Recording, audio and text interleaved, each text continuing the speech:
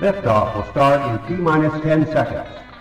10, 9, 8, 7, 6, 5, 4, 3, 2, 1. We have ignition. It's time! Seconds from game 7 or from championship number 6. Jordan, open, Chicago with the lead! Behind the screen, Harper got a piece of it, it comes off. The Chicago Bulls have won their 6th NBA championship.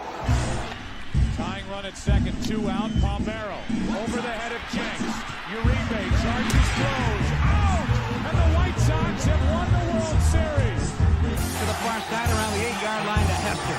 Under it, and to the middle of the 15, to the 20, breaks free of the 25, to the 30, to the outside, 40, midfield, 40, 30 to the coast, 20, 15, Hester 5. Oh!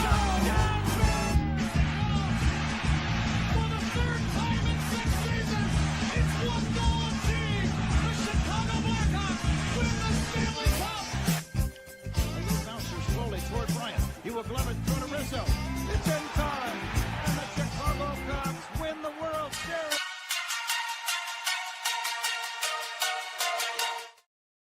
What up, what up, what up? Welcome to ShawnSierraSports on Sports Zone Chicago. I'm your boy, the SuperBack, Shawn Sierra. Thank you for tuning in. Woo, Charlie, on this Hump Day edition. Hump Day! Yes, yes, yes. Guys, I'm fired up, man. Let me tell you something. I am fired up. I had a kick-ass workout this morning. Woo! And I'm ready to roll, baby. Ready to rock. Man, listen, if you're watching us on Facebook Live, well, then I guess you found us on Facebook. And if you're not following us on Facebook, what? Come on, go to Facebook, type in Sports Zone Chicago, click the like button. Now you're following Sports Zone Chicago. Simple. But wait, there's more. Go to the show's page. Go to Shawn and Maya in the morning. Oh, Shawn and Maya. Whoa, that's crazy. Go to Freudian slip there. Go to YouTube channel. Go to Sports Zone Chicago, our YouTube channel. Okay, and do that as well. And if you're watching us on our YouTube channel, excellent. And if you're not subscribed to our YouTube channel, for real, guys, go to YouTube, type in Sports Zone Chicago, click the subscribe button, but also click the notification button. That's the little bell next to it. And that'll let you know anytime a show from Sports Zone Chicago is going live. Get it? Got it? Good. Now you can also tweet the show, tweet me at Sports Zone Shy, the CHI at Sports Zone Shy. Now, if you want to follow me, just me personally online, want to know what I did? Let me tell you what I did. I made it nice and easy for you folks. Nice and easy. One handle for Facebook, Twitter, Instagram, Snapchat, and TikTok. All one handle at the Shawn Sierra. We got a great show, but I need you to get interactive. So whatever platform you're watching this on, leave a question or comment on that platform. It'll come up here in the thread. We'll put it up on the screen. We'll incorporate it into the show. And that, my peoples, is what makes this the best morning Chicago sports talk show around. And that's you. So bring them all, baby. Questions, comments, smart-ass remarks, because ain't nobody scared over here. Like The Rock said, baby, don't sing it. Just bring it. Let's see. Let's check the chat. The chat seems to be jumping already. That's what I'm talking about. Cornelius Squall is checking in. What up, what up, what up, ShawnSierraSports fans? I'm still in Victory Monday mode. I hear you. My man, Mr. Southside himself, Mr. Michonne Walls. What up on a hump day? And how about the burp? Man, no. The burpees sucked this morning, bro. I stopped doing them. I stopped doing them because I didn't want to. Because I just didn't want to. My man Armando Emeterio Lara Jr. is in the house. Junior, what's up, bro? How you doing? Thank you for tuning in. My man Dan Shortino, Mr. Shorty himself is in the house. What's up, Papa? Thank you for tuning in, sir. I appreciate it. Thank you very much. A lot of everyone else exchanging pleasantries in the chat. So, listen, we got a great show, man. I'm excited. I'm excited, man. I'm excited for today's show at 10 o'clock. Kole Noble from A to Z Sports. He was on a couple of weeks ago. Kole Noble from A to Z Sports is on. He's going to join me at 10 o'clock today. We're going to talk all things Bears. Fired up. It's just Sure says, I appreciate you pronouncing my last name correctly. Ain't no problem. Rick Gonzalez, what up, fool? Hola, fool. FGP, what? Oh, dude. You're going to like this, bro. You are going to like this. Where do those go? Yeah.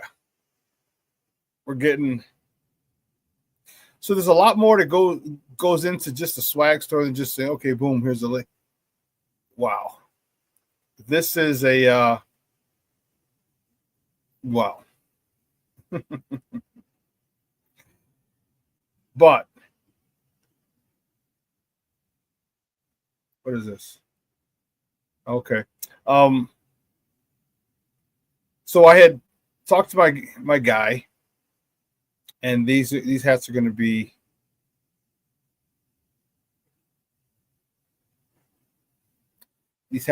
available, and I know, Rick, you're going to dig them, baby. You're going to dig them. But a whole bunch of other people are going to dig them as well.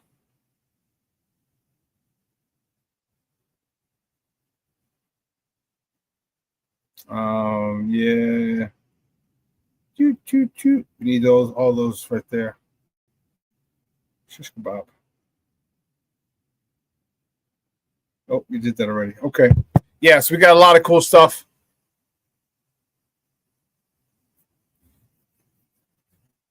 So 10 o'clock, Kole Noble going to join us. So we got a lot of other stuff to talk. Cubs, man, this is the wrong time of the year. Did I mention that? Wrong time of the year for you to be on a schneid. Wrong time.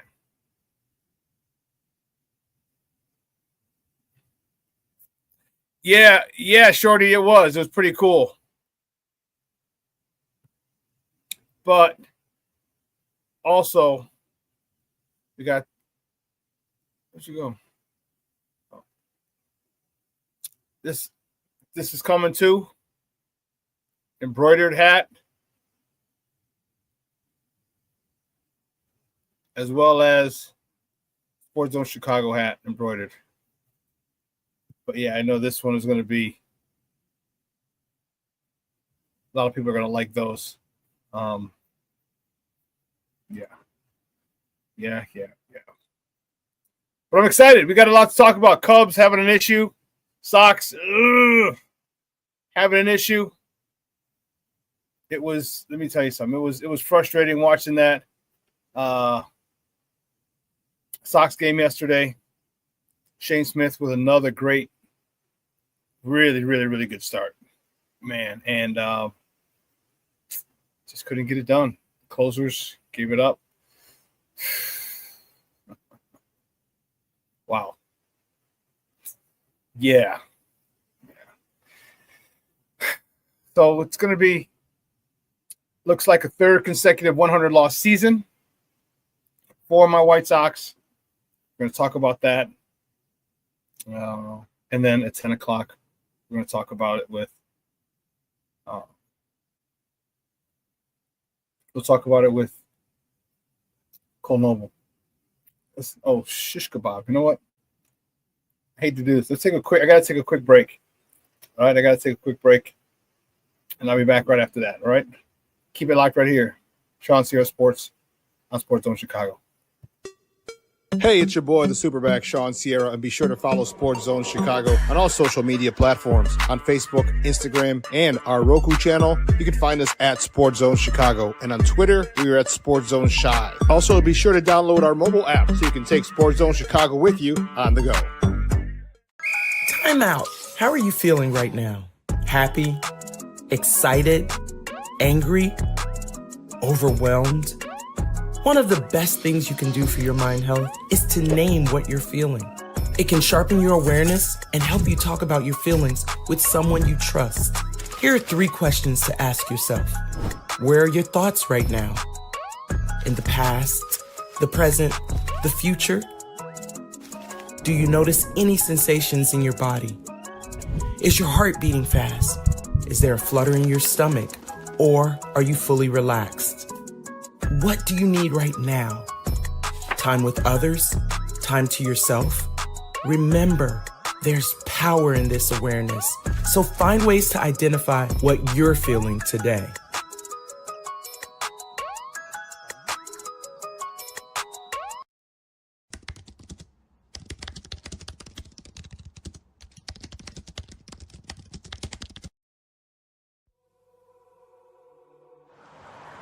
At a time when the news seems as subjective as the partisan politics dividing this country, independent professional journalism has become a resource people need to get the honest and accurate information for their lives. That's why I created gervondextersr.com. As a born and raised Chicagoan, I know this city better than anyone. So my investigative stories are all original, and they'll go deeper to expose the truth by using information obtained from public information databases and in-depth interviews with the movers and shakers. My future stories will introduce you to people and businesses who are changing the world, not just Chicago.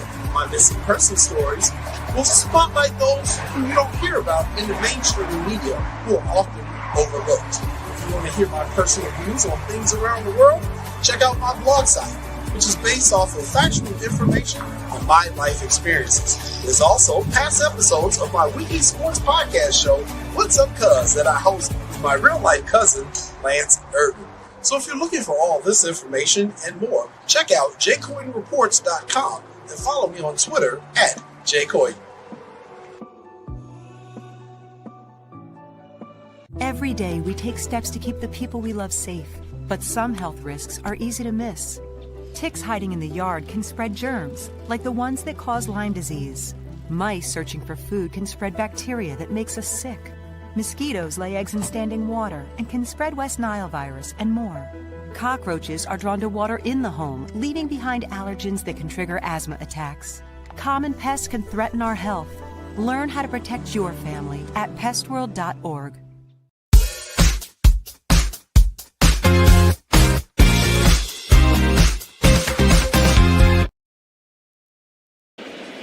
Here's pitch number 80 for Luis Heel. Deep drive to right field, and this one is gone! Oh my! Colson Montgomery, that one went way back into the Bronx night. A two-run shot, and the White Sox take the lead here in the 6th inning. Welcome back to ShawnSierraSports on Sports Zone Chicago. Those clips courtesy of CHSN, Chicago Sports Network. Those are the good guys in the boogie down Bronx. You see him, Colson Montgomery with another blast. That was a deep when he got all of that one. That was a no-doubter. Let me tell you something. The home runs that Colson Montgomery has hit, there's 19 of them. None of them have been cheap. None of them have just been a high pop fly that just kept carrying, got taken by the wind and right over the fence. He does not play. He's gotten bigger from when they drafted him.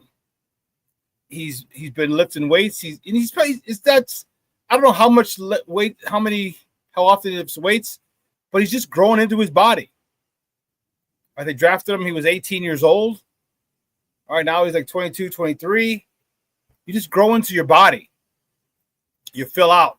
And I'm sure he's hitting the weight room a little bit as well, but you just kind of fill out, and man, that was deep.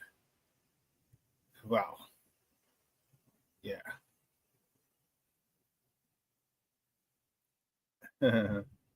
Let's see. Just more pleasantries.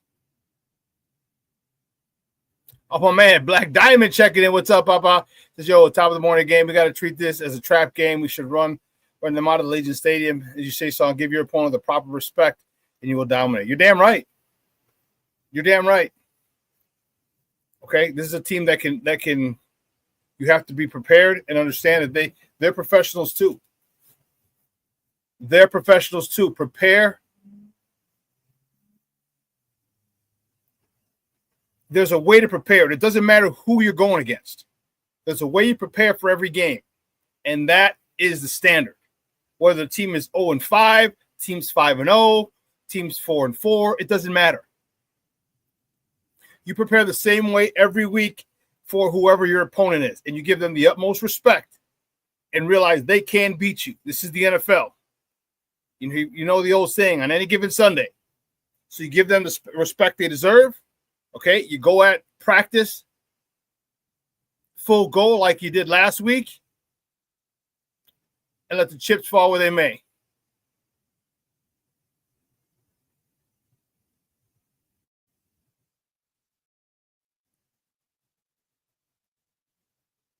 Let's see.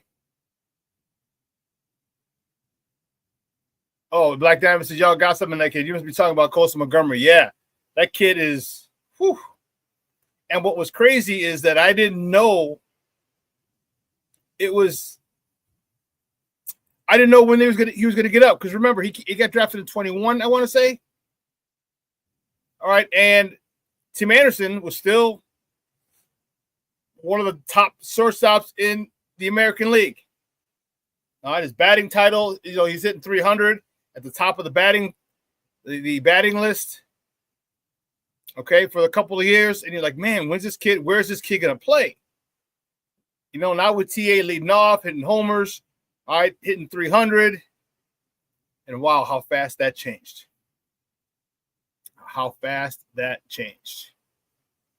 So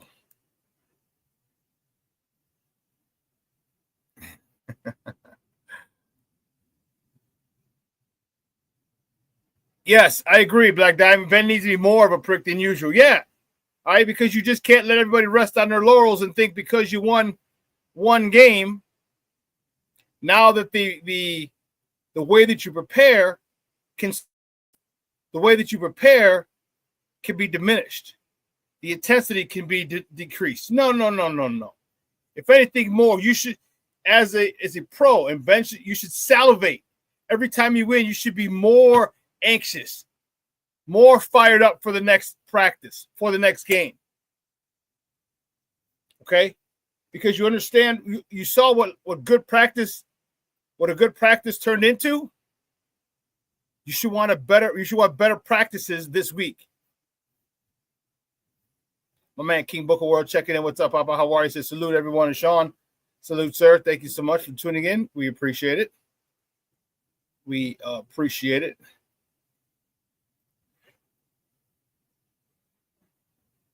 Shorty says we always get shitty penalties to ruin drives when we play the Raiders. I hate playing the Raiders.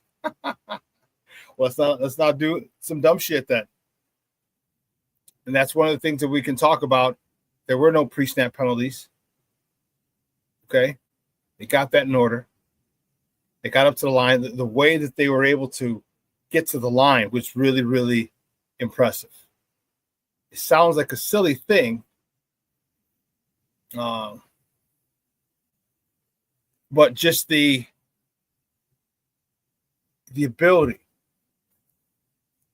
to you came out, you're disciplined. All right, you're very disciplined. No pre-snap penalties, something that had haunted us for a while, and you take care of that. Now, can you continue to do that? Can you continue to make sure that there are no pre-snap penalties? Can you continue to focus? We're going to find out.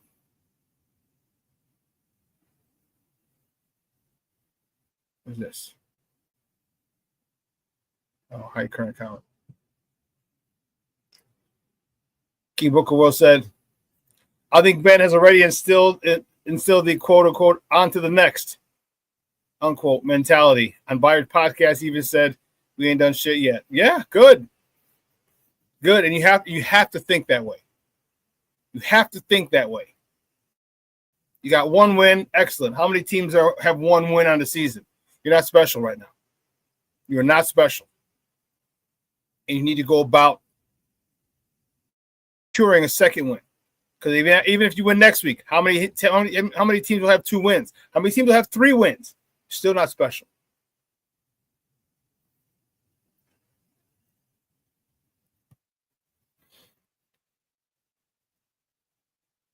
I'm excited for this whole weekend. Unfortunately, I will not be in Vegas. That stinks. I scrolled through. I was looking through Facebook real quick, and I saw a buddy of mine posted a picture of him on a plane heading to Vegas today. Very nice. Very nice. So I know a whole bunch of people. My guy Eddie from Output is going to be there. They're debuting. They're having a watch party out there. They're debuting an Output food truck. He has a ghost kitchen out there. So it's not a brick and mortar, but people can order Output wings in Vegas. So yeah, so a lot of people are going out there. They're having a party, a watch party. So it's gonna be good. A whole bunch of people. It's gonna be awesome. It's unfortunate I'm not gonna be there. That would be dope. That'd be a phenomenal time.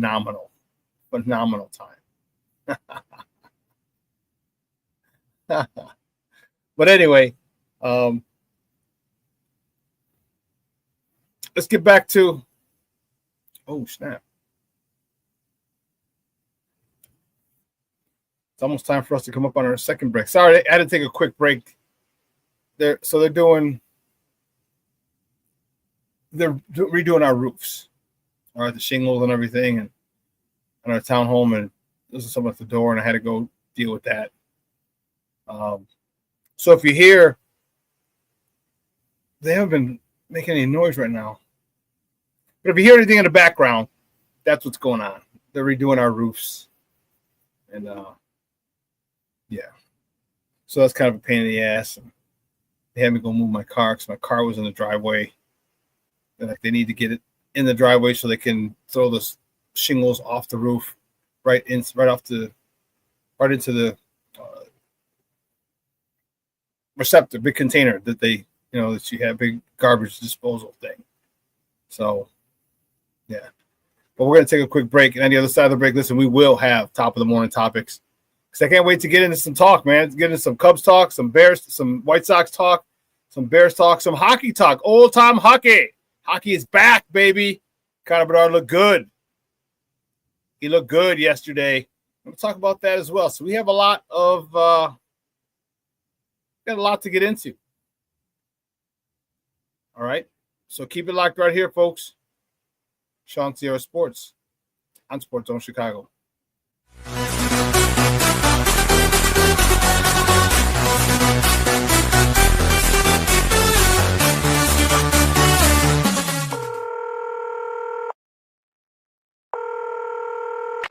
911, operator 901. Where's the emergency? 127 Brynmere. Okay, what's going on there? I'd like to order a pizza for delivery. Ma'am, you've reached 911. This is an emergency line. Large with half pepperoni, half mushroom. You've called 911. This is an emergency line. Do you know how long it'll be? Okay, ma'am, is everything okay over there? Do you have an emergency or not? Yes. And you're unable to talk because... Right. Okay, is there someone in the room with you? Just say yes or no. Yes. Okay, it looks like I have an officer about a mile from your location. Are there any weapons in your house? No. Can you stay on the phone with me? No. See you soon. Thank you.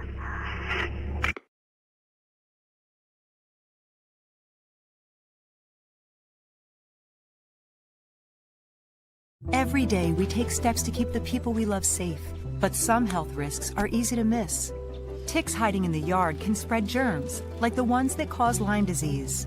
Mice searching for food can spread bacteria that makes us sick. Mosquitoes lay eggs in standing water and can spread West Nile virus and more.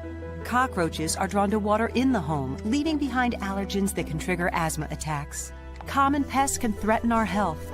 Learn how to protect your family at pestworld.org. When I'm flying, I put my helmet on, my visor down, my mask up. You don't know who I am. Whether I'm African American, Asian American, Hispanic, white, male or female. You just know I'm an American airman kicking your butt.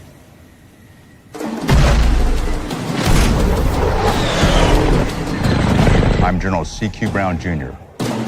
Come join us. No, I don't know though. I'm scared. You're so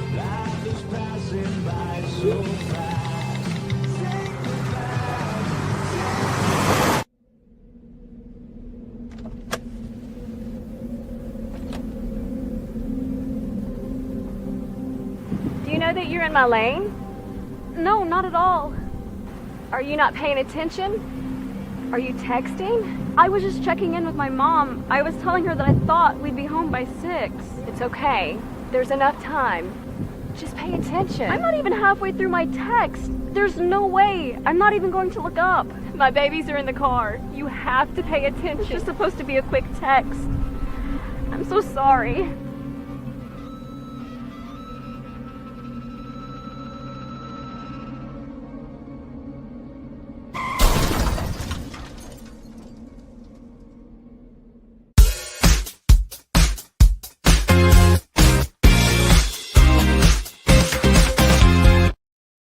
For 18s is coming over to the Cubs. Fly ball out to right field. Soto easing back to the warning track, and it's over his head and into the ivy.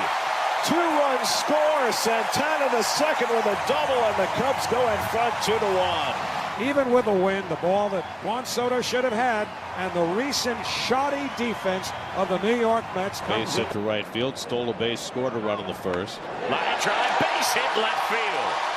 Turner in to score. Shaw will stop at third. Nico Horner. Dynamite! And the Cubs now lead 3-1. Struck out his first time. Line drive out towards left center field, and that's going to score a couple. Happ around first, on his way to second. In is Shawn. Now comes Nico. 2-run double Ian Happ. Cubs lead 5-1. Welcome back to Shawn Sierra Sports on Sports Zone Chicago. Those clips courtesy of the Marquee Network. Those were the Northsiders yesterday up in Wrigleyville with we're going to talk about that. Talk about that in a moment. Let's see. Shoot.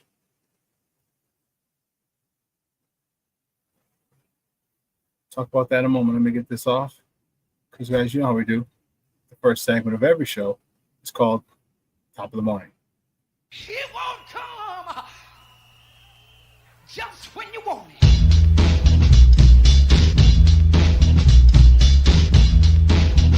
Top of the morning to you. Top of the morning to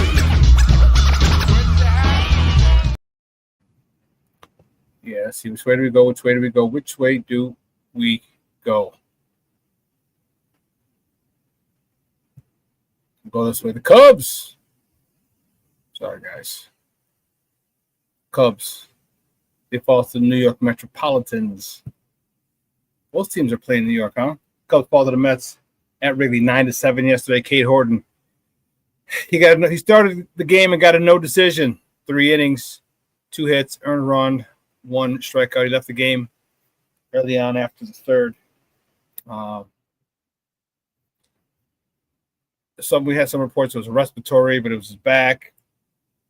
But he left the game, so that really sucked. Ian Happ was 1 for 4 with a double, his 30th, driving in his 2 RBIs, bringing his total to 76 for the season. Santana,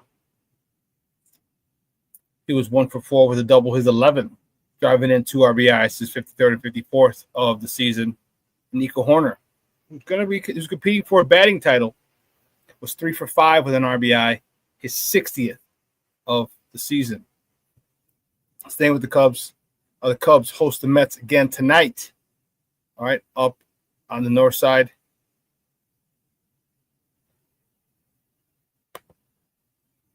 Let's see.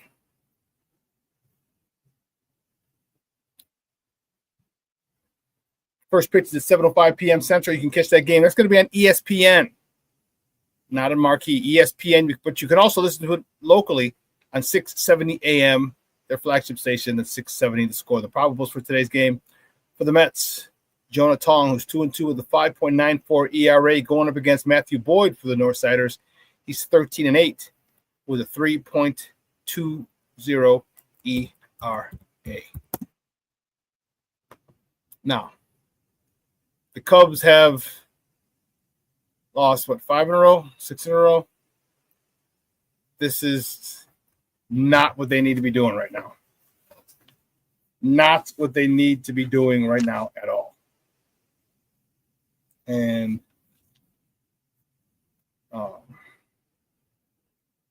I don't know. This is a situation where I talked about them getting, if they can get hot, they could be dangerous, but they just keep losing. They just keep losing. And I don't know what it is, but they need to figure this out quick. They need to figure it out really, really, really quick, because there's a lot going on right now.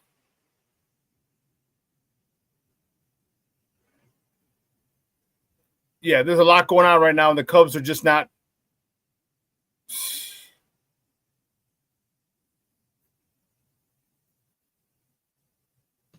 Yeah. And since they clinched last week, they haven't won.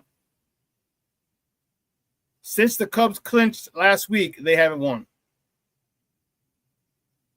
So I don't know what to tell you. You know, you look at this. 1, 2, 3, 4. Yeah, 5 games in a row.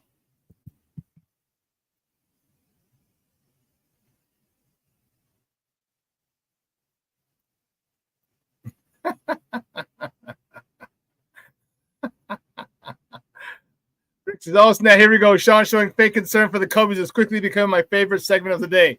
I say that because my best friend is a big Cub fan, and I have to do the same.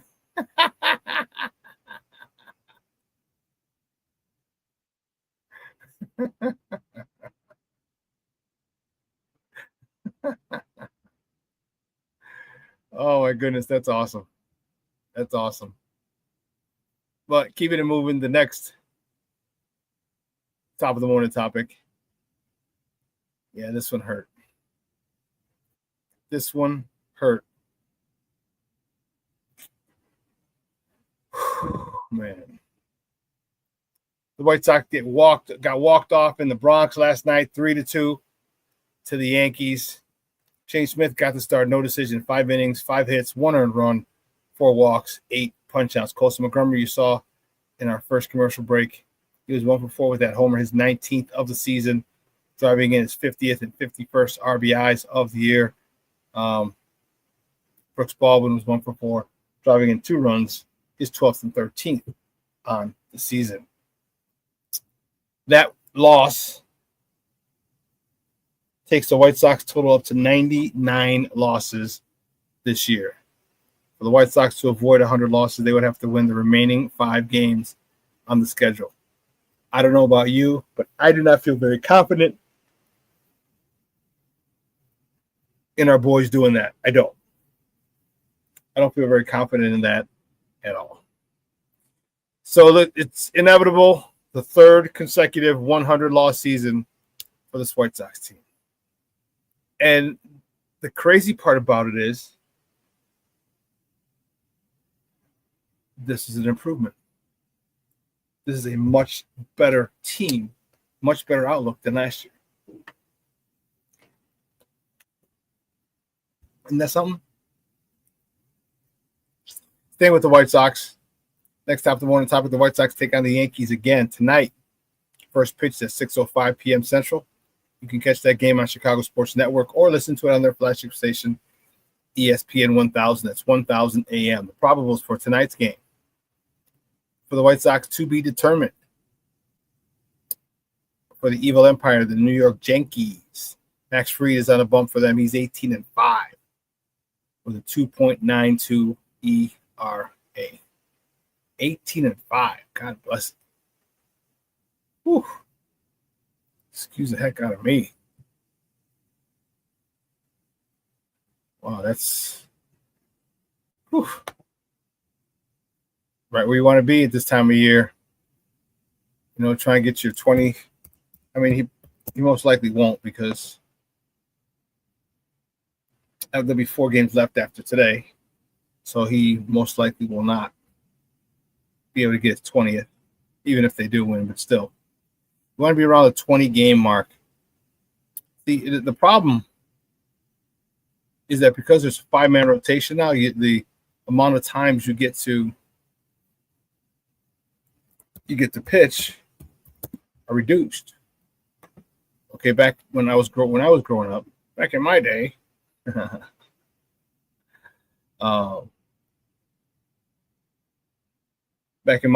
was a 4-man rotation. All right, they had 4. It was 4 pitchers, not 5. So you pitched a lot more. You pitched a hell of a lot more. So getting 20 wins nowadays is it's a big deal. And don't get me wrong, it was a big deal back then too, but it's more of a big deal in my estimation because you pitch less. All right, you got 5 guys instead of 4. You pitch every 4 days instead of every 5th. So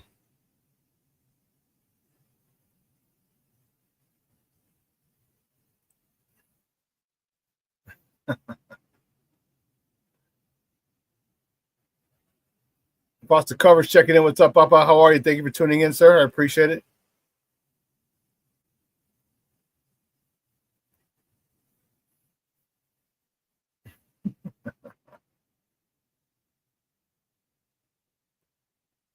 Good. Let's go to the next top of the morning topic.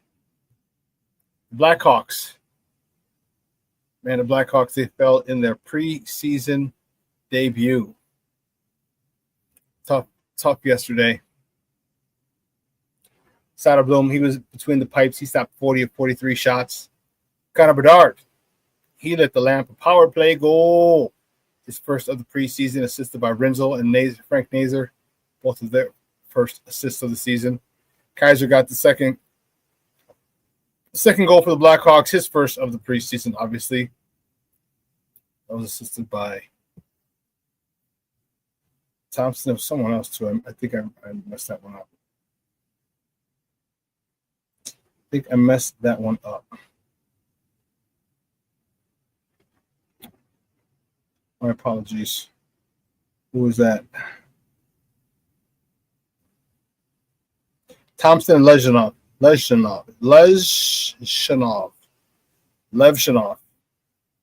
Both assisted on Kaiser's goal.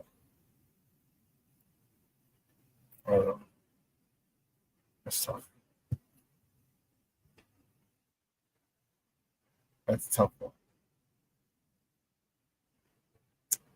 Interesting you say that, Rick. Rick says, hockey already? Why it seems like it takes 2 years for a bear season and seems like 2 weeks off for hockey and basketball, FGB? Well, because the NHL has the shortest offseason.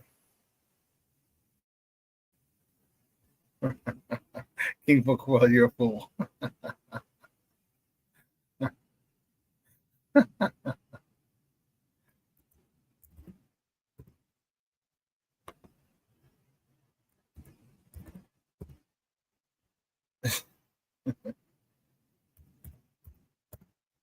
This is how it's pronounced. Lezhonov.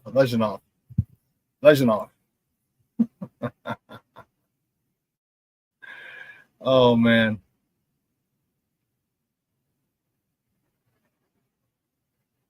And the Bears are back in action today. Steve-O. The Bears are back in action today, prepping for the matchup on Sunday against the Las Vegas Raiders. It was at 3:25 p.m. Central Time. That game is not on Fox. The game is on CBS 2, or you can listen to it on their flagship station, ESPN 1000. That's 1000 AM. You can listen to the Bears. Don't please ignore the flyer on the screen. It's not Fox. It's on Channel 2. It's on CBS. Channel 2. Game of the week. Tom Brady. His team.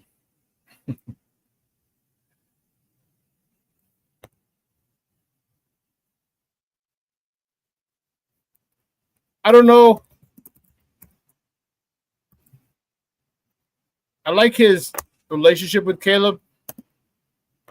It's interesting just because You got the greatest of all time befriending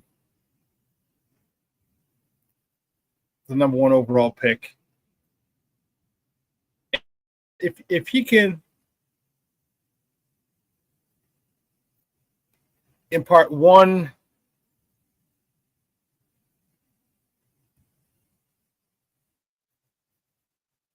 drip of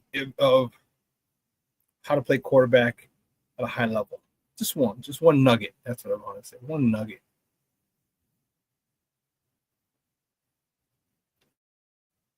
I'll be happy.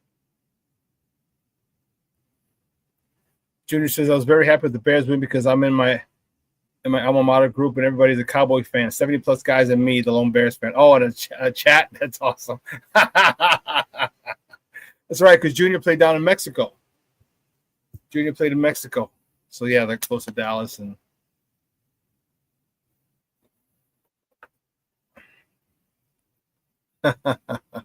Junior said the group got real quiet Sunday after the third quarter. Rick said, we have to win this game. I can't go 2 weeks of doom and gloom before the big rematch versus Washington, FGB. Yeah, that would be – yeah. Is it me or is Tom Brady a very announcer? Yeah, he's not great. He's not great. It's not great. Shorty says, I hope the game is broadcast in ATL because if it's not, I can't watch any football because they will give score updates. Okay. Caleb did get, say that 5 times real fast. Caleb did get the LFG award last week. Let's freaking go.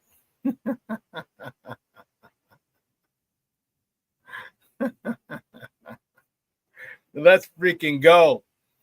And yeah, Tom just needs to work. Tom seems so robotic. All right, he's getting better, but even his personality seems robotic. Because this is his personality, but he seems kind of like a fake dude. We all know those people who are fake in our lives. Okay, we know those types of people.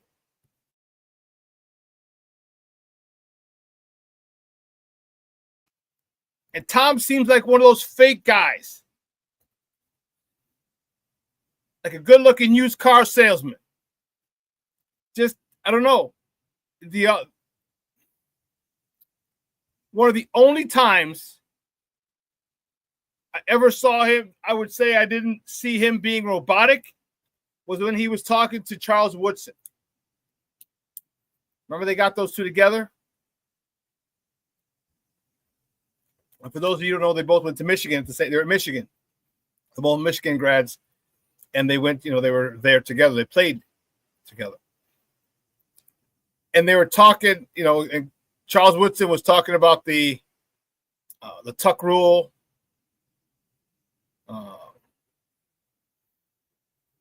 Was that the tuck rule? I think that was a tuck rule with the Raiders. So, and Charles Woodson was like, come on, man. And he got a little emotional because that was his chance to get a Super Bowl ring. And NFL, in their all their power, decided they made up the tuck rule bullshit.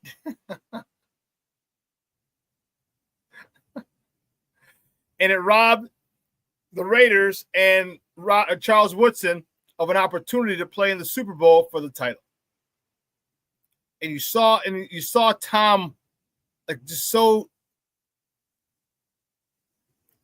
like he felt bad because that's his friend. That's his former teammate. Like if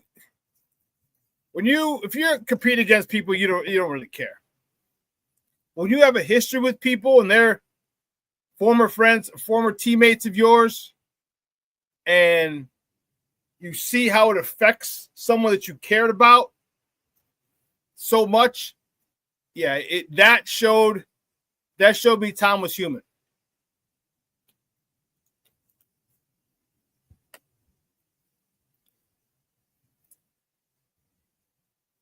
that showed me Tom was human, because it showed that he really cared about Charles Woodson and how he felt. And he couldn't say anything. He couldn't be like, yeah, they made it for me because I'm Tom Brady and you're not. You know what I mean?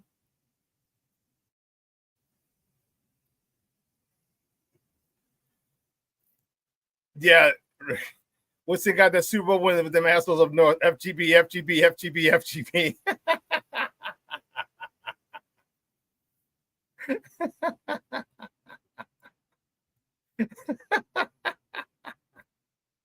Rick, you're on fire, baby.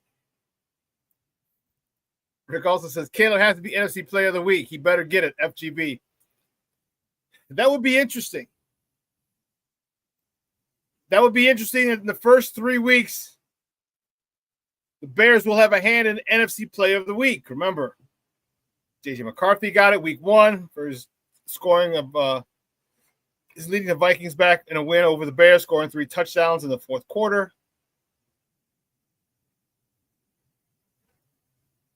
Then week 2, Jared Goff got it when he threw the ball all over the yard. He got NFC Player of the Week. And now this week, if Caleb gets it, 3 consecutive Player of the Weeks that came from the Bears game.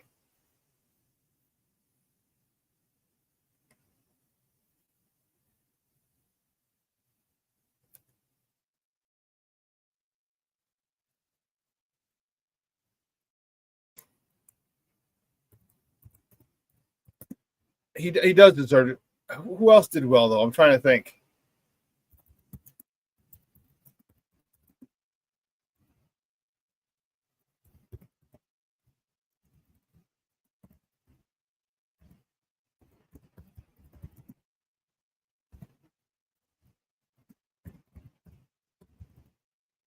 I can't think of.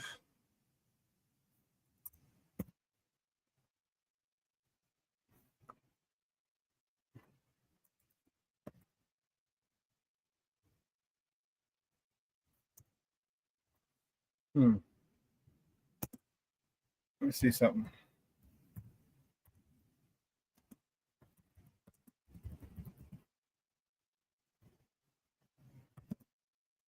So,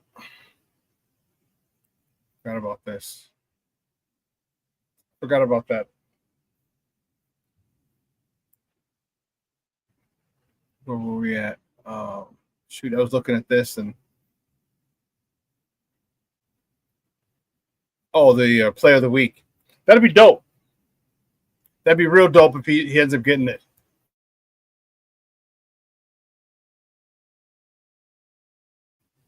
Pardon me.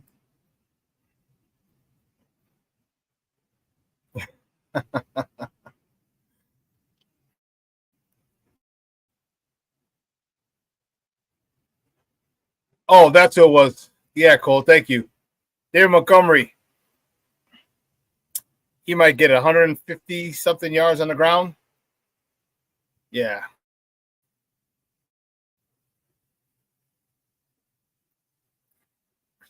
Rick says maybe Monty. Shorty says, damn it, I missed Monty. What the hell, Ryan Poles? No, that's not Ryan Poles. Ryan Poles has had his share of screw-ups, but that wasn't on Ryan Poles. David Montgomery was a free agent. All right. The Lions and the Bears both made offers, very similar offers. I think the Lions had a little more guaranteed money. And he chose to go with the Lions. He chose them over us. That's exactly what he did. They didn't let him go. They didn't let him go. He chose to sign. They gave him an offer very comparable. I think, like I said, it was just more, a little more guaranteed money. But he wanted to go to Detroit. He saw what they were building. He saw what was happening. And he wanted to go there. And, man.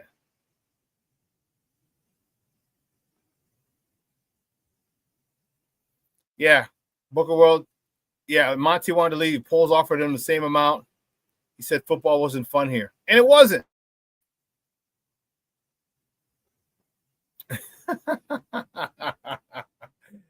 So F. Dave Montgomery, you lose your nickname.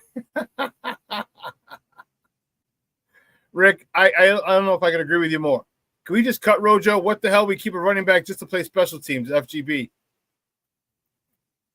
And the whole purpose of him, one of his biggest things, besides his great character, such a great young man, he's a power back. He's a short yardage guy. And you didn't use him in short yardage, and he was healthy. He was dressed. That speaks volumes. That speaks volumes. Yeah, just cut him. What the hell? What do you need him for? I just don't. That doesn't make sense to me.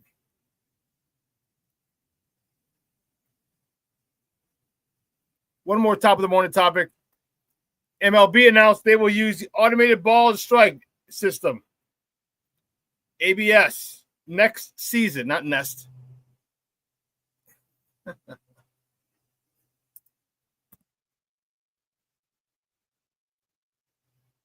So that'll be basically you could challenge it, say, hey, that was a ball, that wasn't a ball, that was a strike, that wasn't a strike.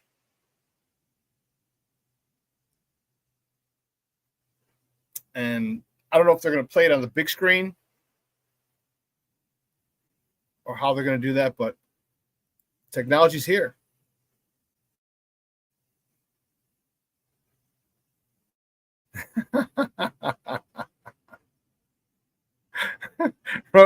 Rick Rojo has. That's what I said. Junior said that last night in our thread. We have a thread, me, Junior, and Mondo.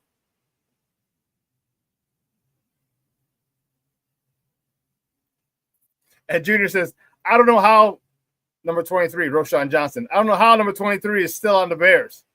And I wrote, he has great character. Like Diamond, you feel me, dog? You feel me? He's got great character. One of the greatest young men I've met in my life.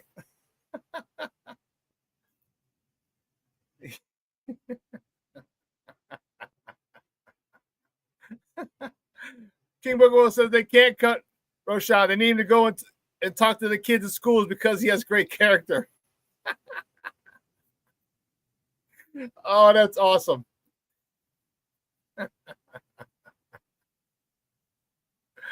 Oh, man. Well, listen, we're going to take another break. That's what we think of, like, because we have great character. I'm like, Diamond. We have great character.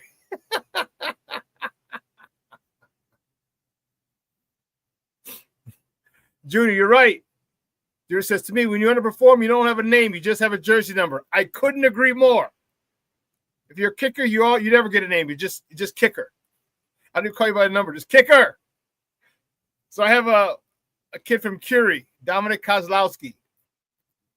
Nice young Polish man. Grew up in one of the big Polish areas here in Chicago. One was by Curie High School. One on the south side is one on the north side. St. Bruno's. He kicked for us at Curie. And to this day, he just got married last year, 2 years ago, something like that. To this day, I do not call him Dominic or Kaz or Dom. It's kicker. The guy in the Thunder, Jamie Clemens. Same thing. His birthday. Happy birthday, kicker. And I said, congratulations to Dominic when he got married. Congratulations, kicker. He just laughed. So kickers, for me, they just get called kickers. And players, when you suck, you just get called a number. But anyway, let's take a quick break. And on the other side of the break, Kole Noble Sports is going to join us. We're going to talk all things Bears. You're definitely not going to want to miss this. All right, so don't go anywhere, folks. Keep it locked right here. ShawnSierraSports on Sports Zone Chicago. Hey, it's your boy, the SuperBack, Shawn Sierra, and be sure to follow Sports Zone Chicago on all social media platforms, on Facebook, Instagram, and our Roku channel. You can find us at Sports Zone Chicago, and on Twitter, we are at Sports Zone Shy. Also, be sure to download our mobile app so you can take Sports Zone Chicago with you on the go.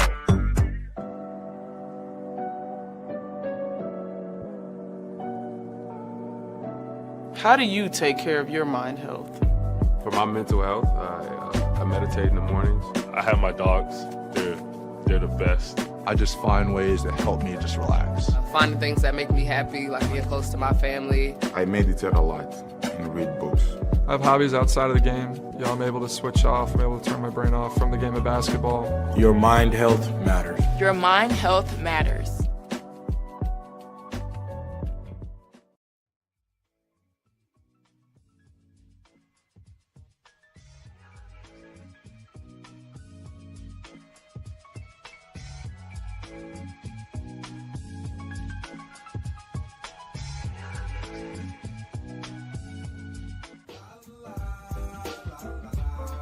It's a romance sport.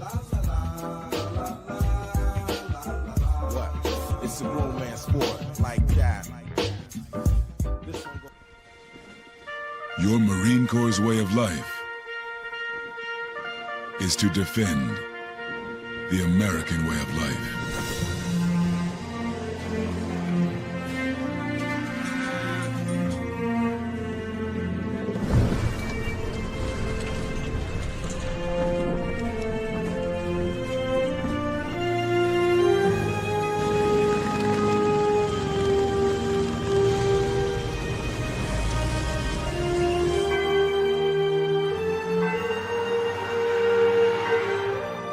Every day,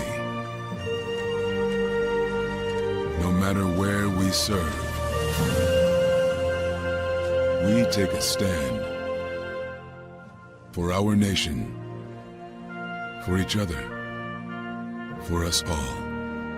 The few, the proud, the Marines.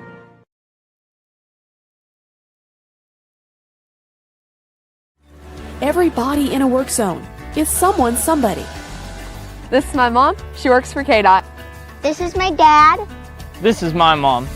This is my daddy. This is my sister. This is my daddy. This is my son, Scott. He was killed while working in a highway work zone. When you drive through a work zone, drive like a life depends on it. Because it does.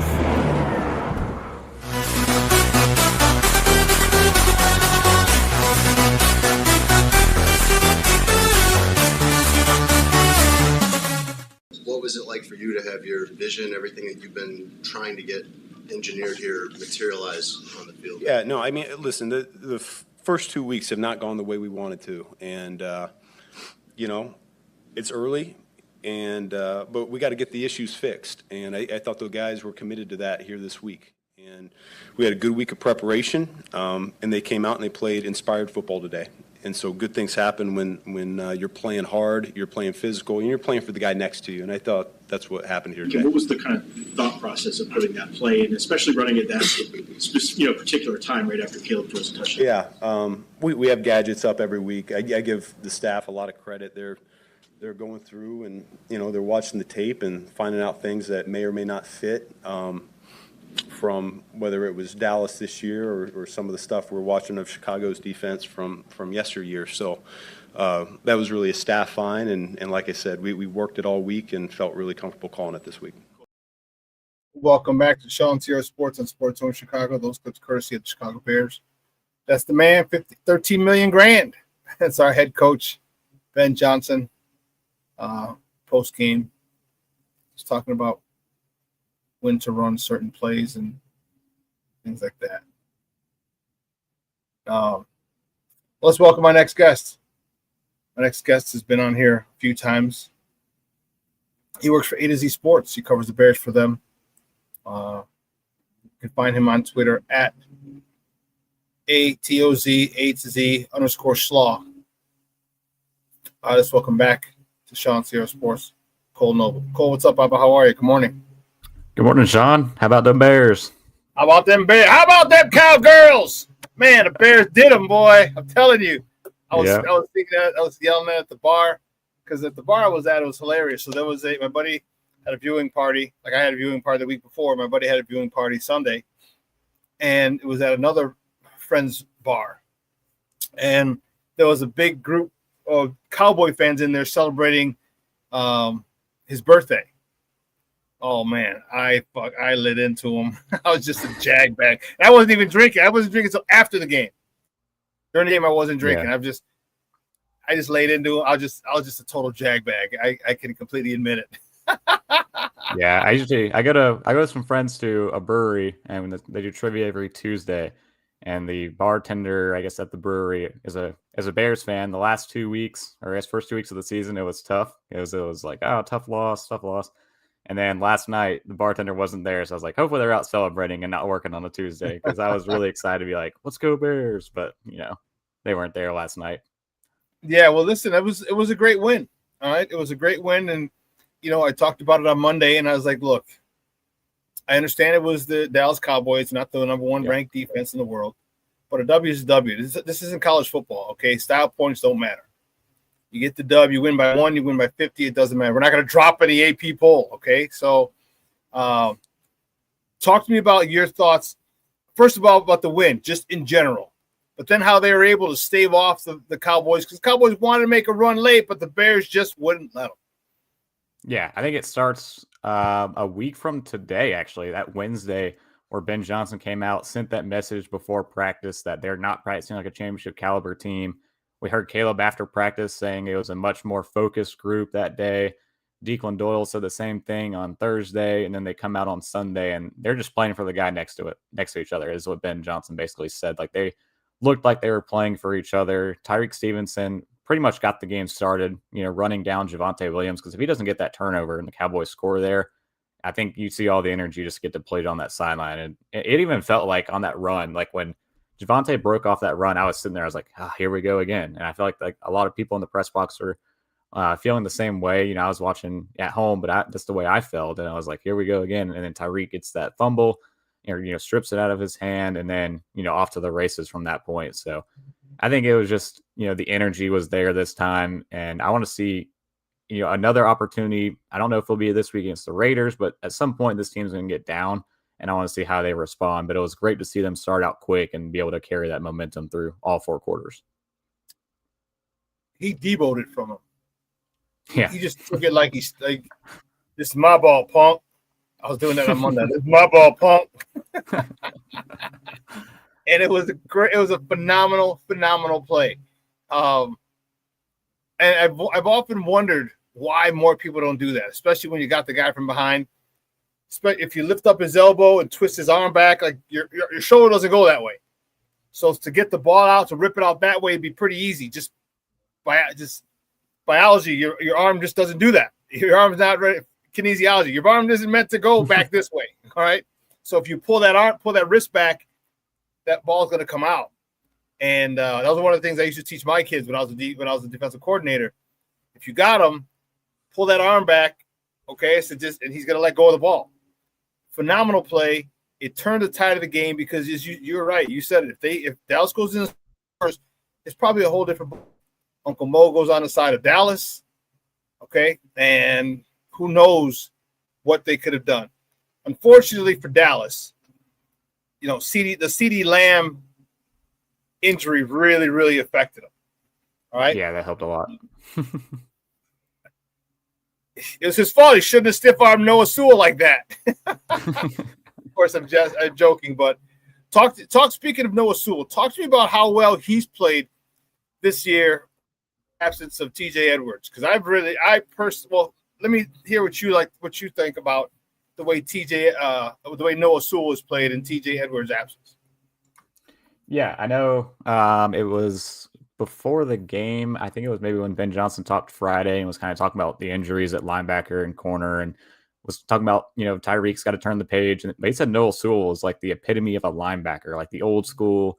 He's going to hit the gaps. He's going to, just chase the ball down and all eyes on the ball all the time. So in that aspect, he's been great and has helped out a lot in, getting tackles, and he's always up there. I think, Tremaine had a bunch, like 14 tackles that led the team, but Noah Sewell's been racking up a lot of tackles as well. He had 11. I think, Sunday. yeah.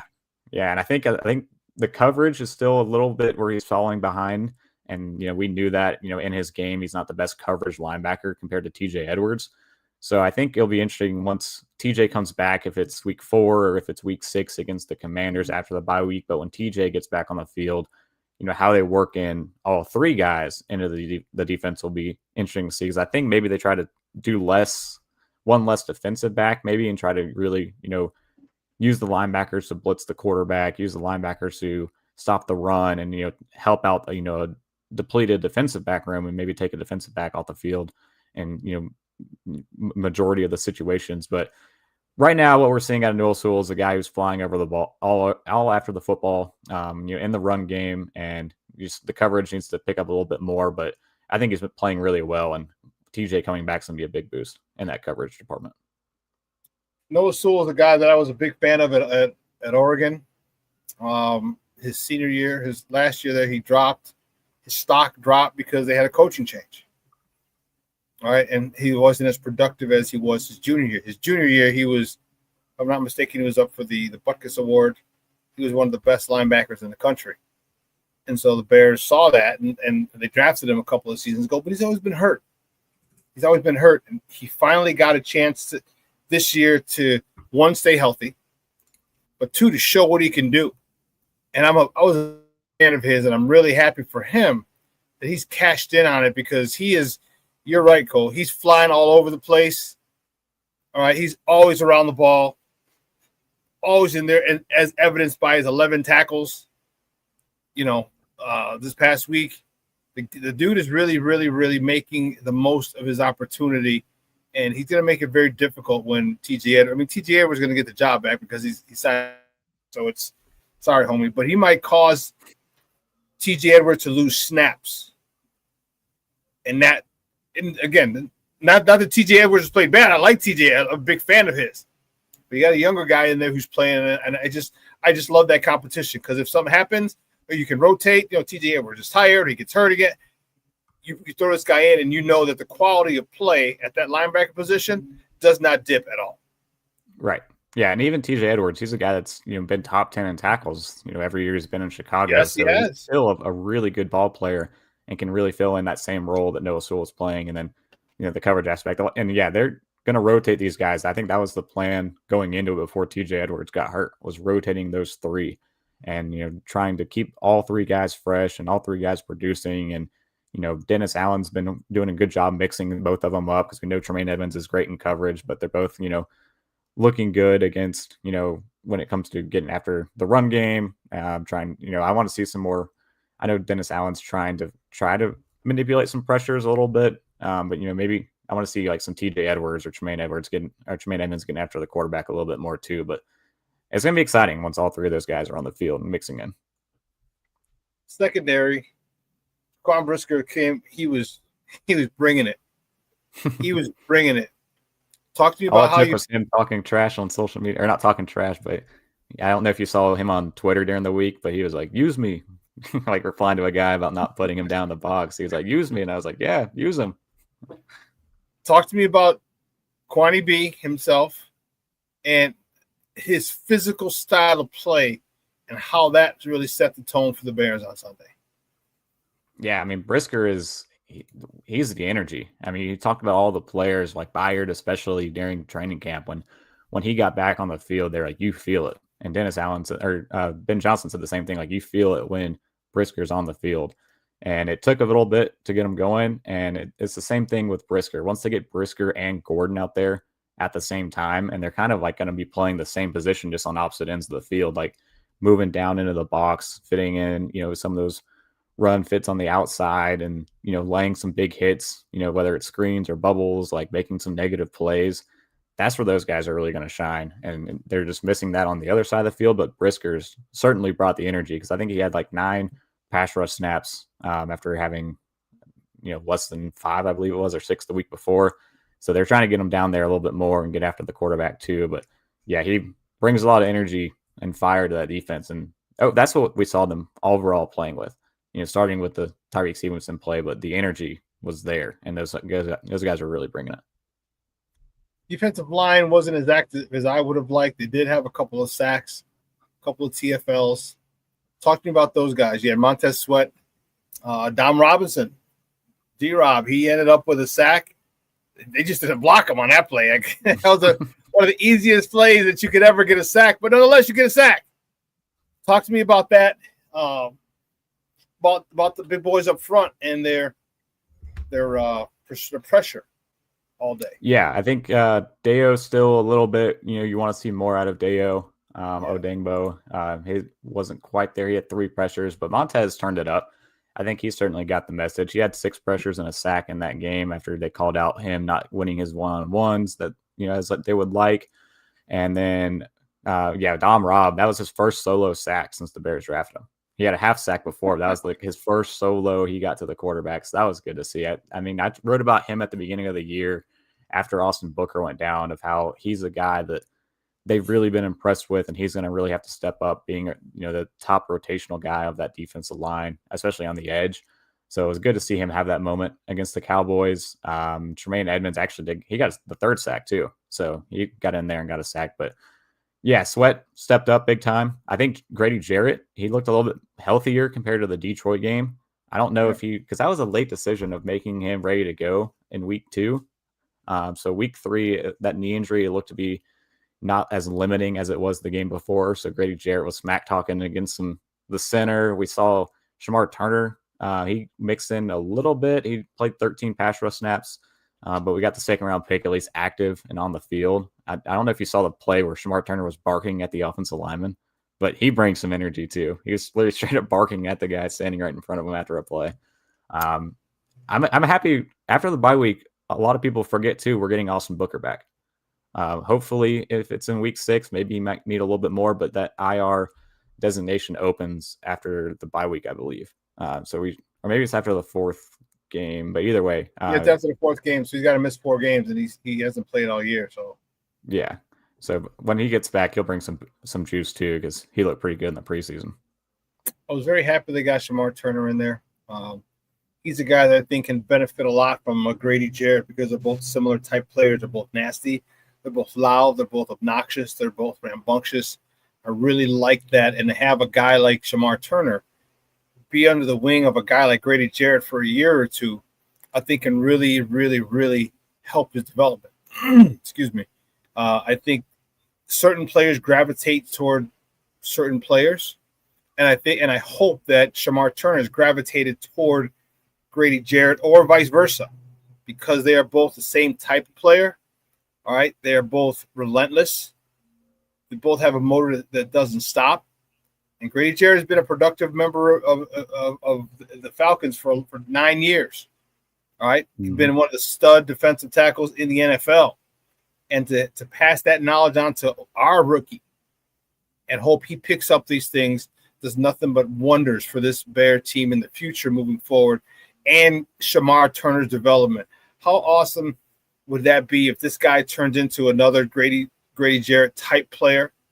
Okay, Gervon Dexter, Montez Sweat, and maybe Booker becomes the other end, but we still got Dio Odengbo for a while. That'd be one heck of a transformation or a comparison to say that dude plays like a Grady Jarrett, when Grady Jarrett is here. Yeah, and you always want one of those guys, at least on your defensive line. The fact they got 2 so similar, and it's not like Grady's on a 1-year deal either.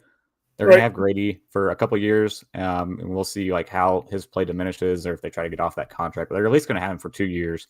So that gives you time to not have to force Shamar Turner out there. And I know there was the penalty issues he had, and sometimes he got a little bit of a hothead in college, so you want to try to reel that in just a little bit in his game, and this gives him time, being able to sit for 2 games, kind of watch from the sideline, and then put him in on the field in week 3. He's starting to finally mix in a little bit, but yeah, over time, I think Shamar Turner is going to be a real player, especially if Gervon Dexter continues stepping up. They give him his 2nd contract. That's your interior is already set with 2 really, really good young players that Gervon brings a lot of pass rush energy, and then Shamar Turner brings a lot of the fire and mentality to that defensive line for the next couple of years. Why do you think we're having issues stopping the run? All three teams that we played have been able to run on us. What is it that you think we need to do to stop the run? Because if we continue to be gashed by the run, we're going to lose the majority of the rest of these games because it's just going to take its toll on our defense. What do we need to do to stop this bleeding? Yeah, it's not one of the things where like you look at it and you can look at it and say the offense got ahead, so then the Cowboys were being they were the team this time forced into a passing game, and they couldn't really go back to the run game. But even that Minnesota game, they were kind of in a passing game, but they got Jordan Mason involved and they got back in that game because they gashed us on the ground. So it's not something you can just say, well, if we're scoring points and we're staying ahead, it kind of goes by the wayside. Well, it's still an issue on both sides of the ball is the run game. You got to stop the run on offense, and the offensive line and Swift has to, be more efficient because it's not a sustainable, a sustainable process for either side of the ball.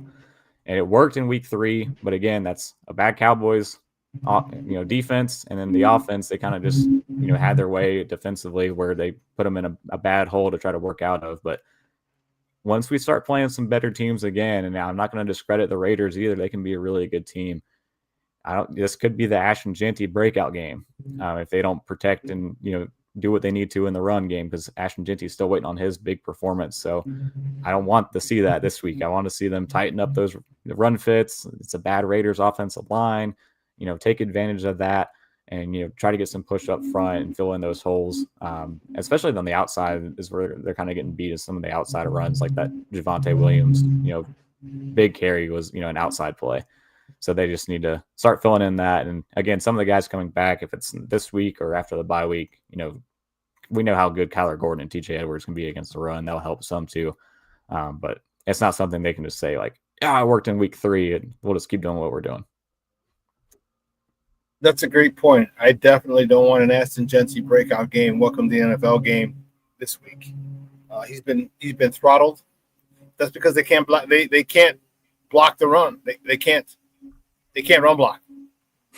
Raiders cannot run block. All right, because if they could run block a little bit, Ashton Jeanty would have found a hole and been able to do something. These guys can't run block for shit. Yeah, and I like that. And maybe this. Could this team be for our defense as was for our offense? By that I mean Dallas' defense wasn't good. They were missing some of their corners. They didn't have a good pass rush. They didn't get to Caleb at all. He had his uniform was clean after the game. All right, and he threw 4 tutties. Could it be the same for our defense this week when this offensive line just out and out sucks? Can the Bears really get back on track with stopping this young superstar to be running back in Ashton Jeanty?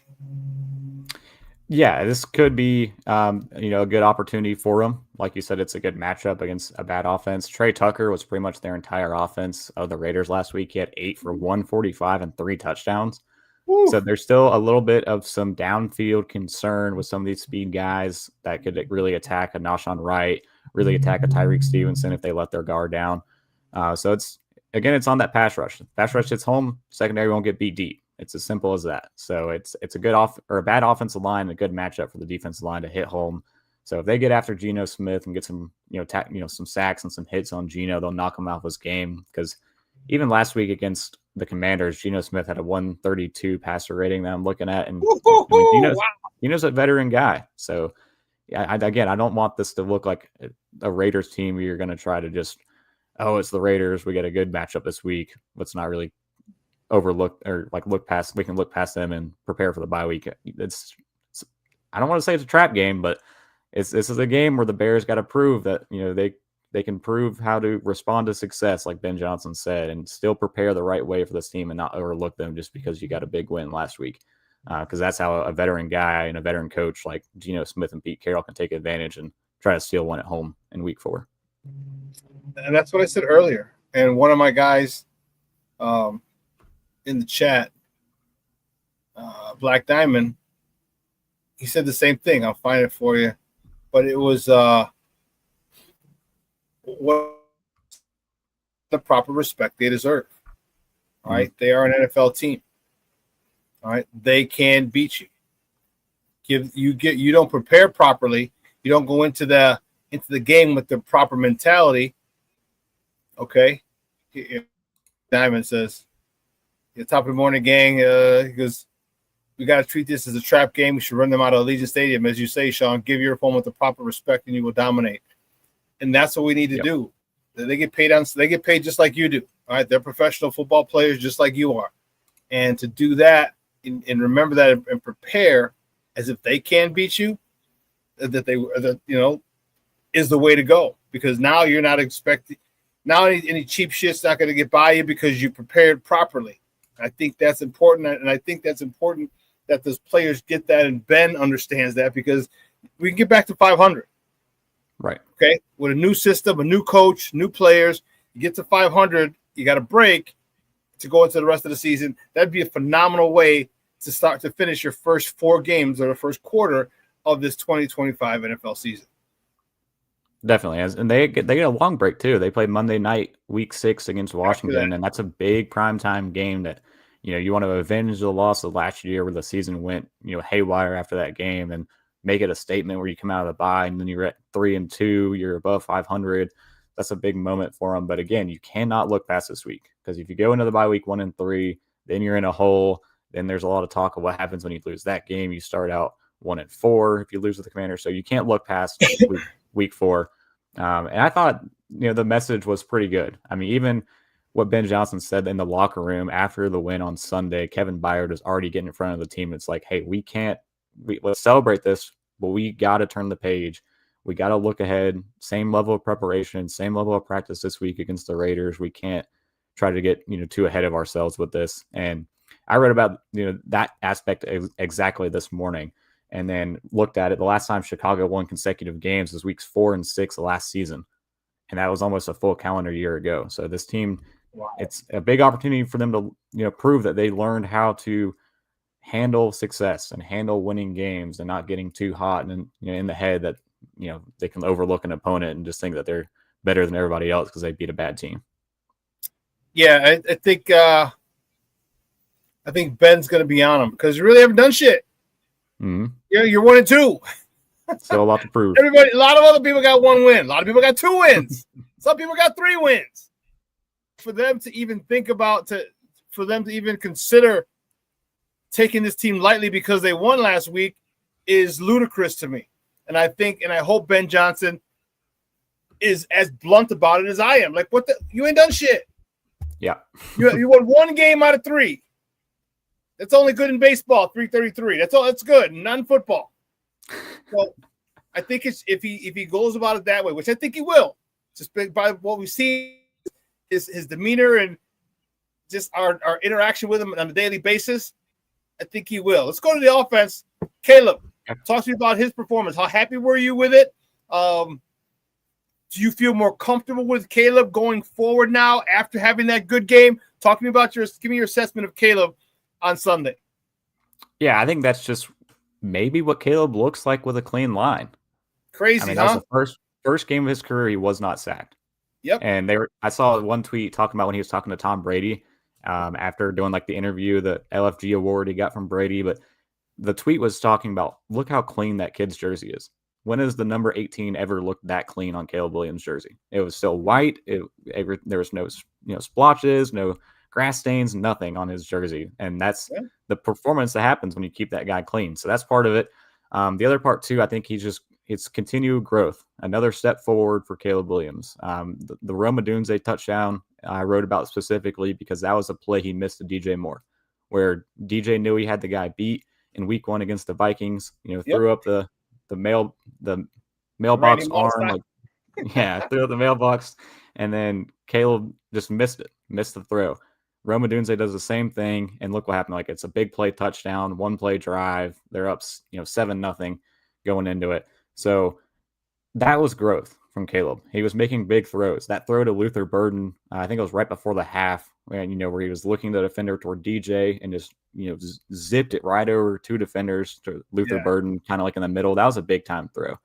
That one to, I think, Zacchaeus or maybe it was Odunze on the right side, where like there was a short pass, but the defender was right in his face. It looked like a throwaway, but he kind of just rifled it right to I think it was Dunze or Zacchaeus, but either way, like it could have been a throwaway, but it turned into, still like moving the ball a little bit forward.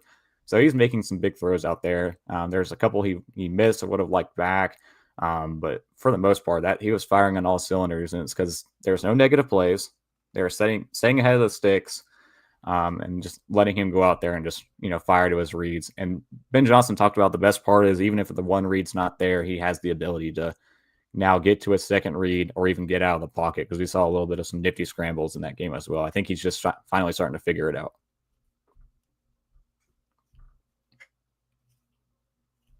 It's going to take time. That's all we needed to do. And I think he's still like 20 games into his career. Yeah, that's it. 20 games. And I think it's going to take time. I think this was a great step forward for him. I think this is a big exhale moment for him. I talk about confidence, and people have confidence. They have full confidence or fake confidence. Like, I can do it. I'm this. Yeah, but you haven't done it. Right. Okay.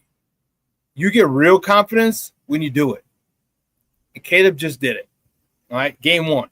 Now his thing is he's got to stack them. Now he's got to stack game. Give me another 300-yard game. Give me another 300-yard game, 3 or 4 tutty. Give me another 300-yard game, 3 or 4 tutty. Give me another 300-yard game, 3 or 4 tutties. And that is going to build the confidence that we need for him. And, Ben Johnson said we're going to be playing our best football in December. Yeah, he might have been off. That shit might be in November or maybe late October.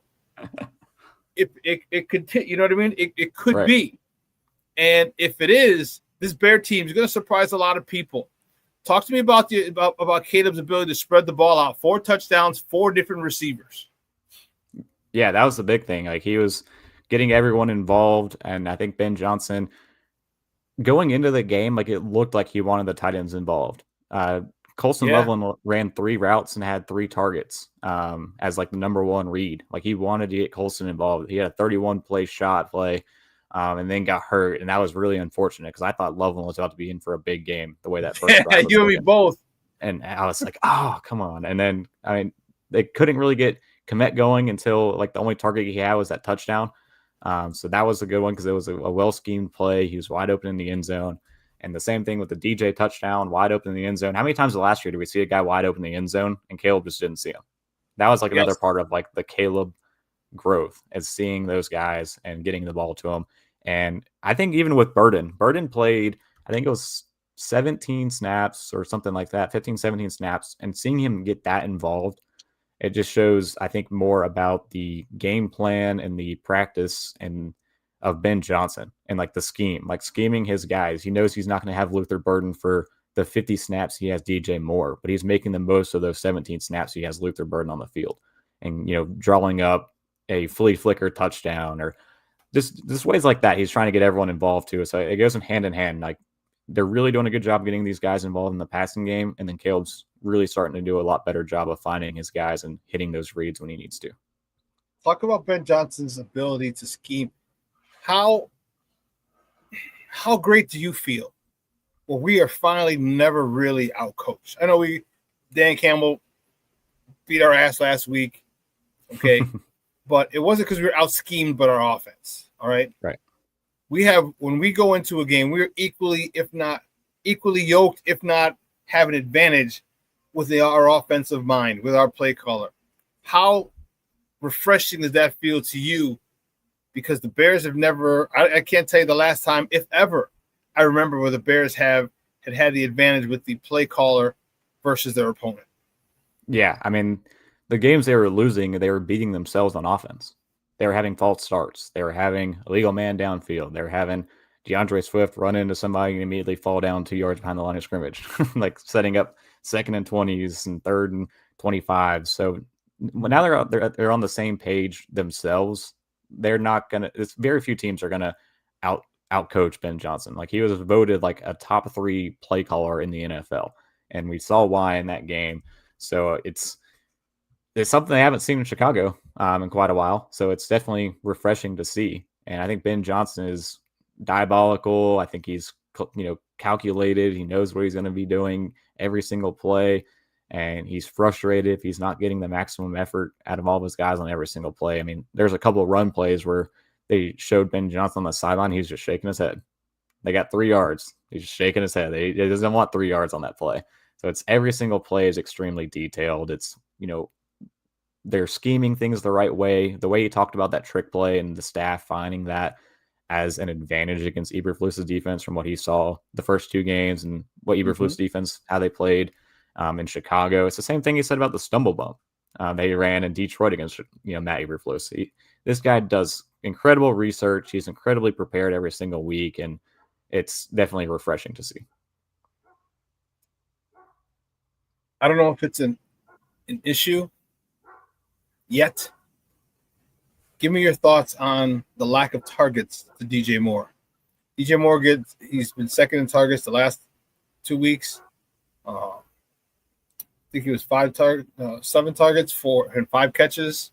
But he continually goes to Rome, by hook or by crook. Game 1, he missed. He went to Rome in the end zone, was double covered. DJ was on the 3-yard line with a crosser. He missed him. Is that going to be a problem?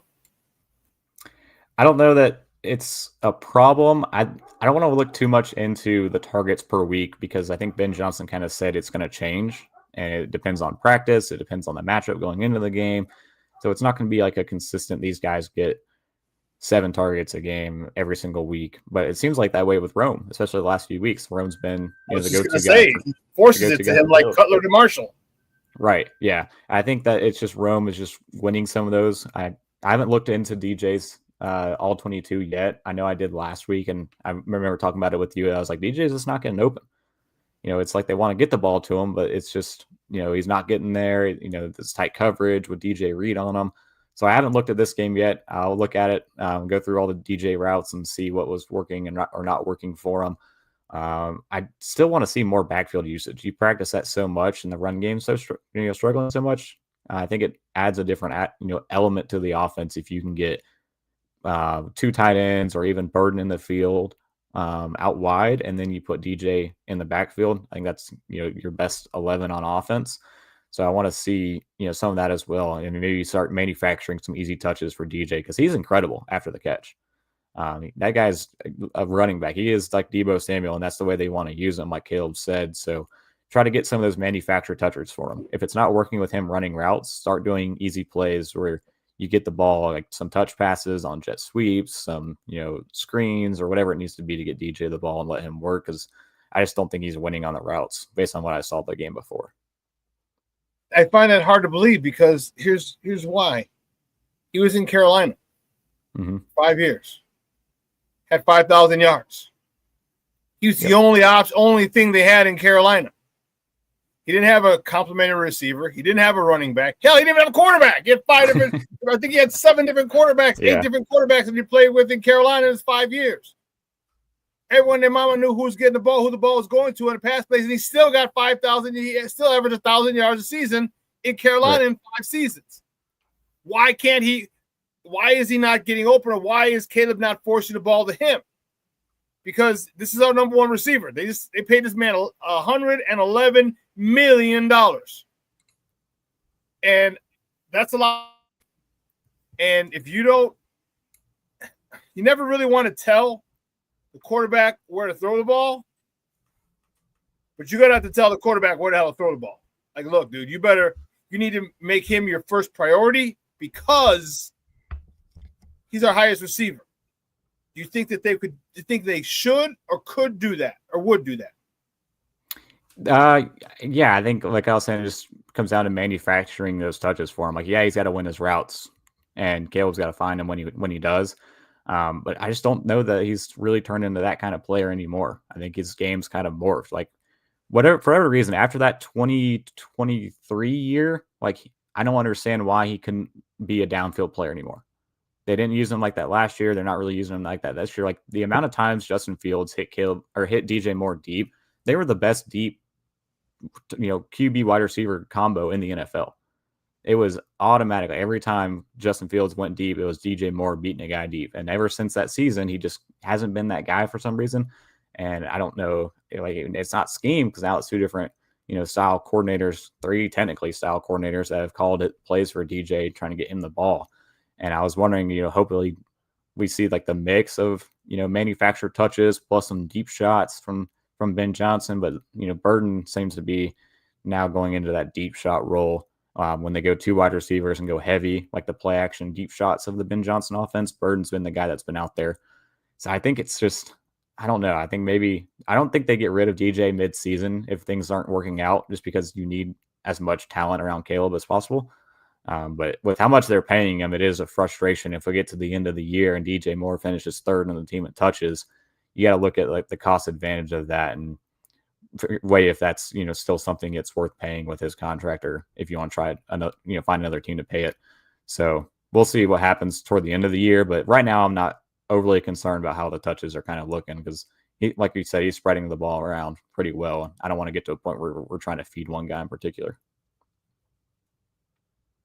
I don't know about feed in particular, but if he's your best receiver, your highest paid, right, I think you need to go to him. Now, who's to say Rome doesn't take over that slot as best receiver in a year or two? I don't think Rome's the best receiver now. Okay, but it doesn't mean that he can't take that slot in a year or two.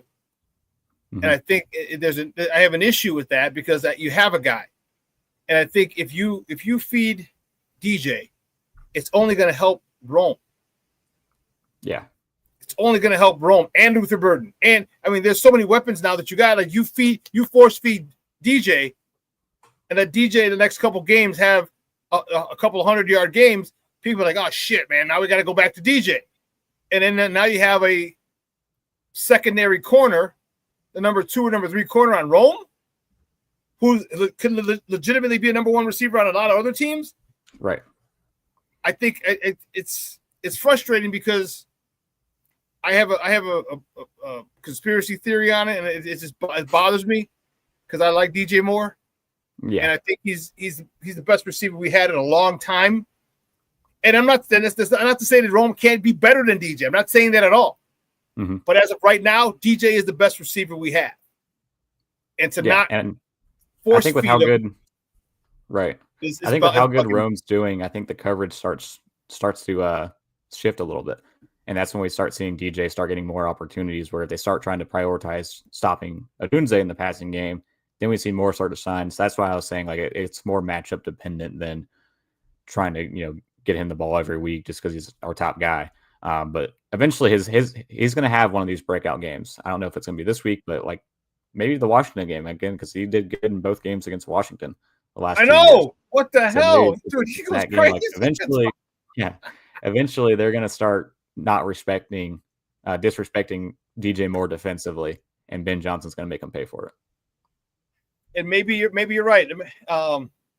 They are shading him because he is the number 1 receiver, and it's leaving Rome. So yeah, this could be exactly what the Bears need.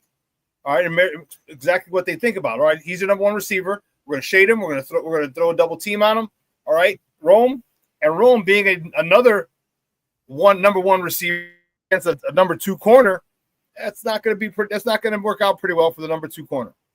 So I think maybe that's the issue.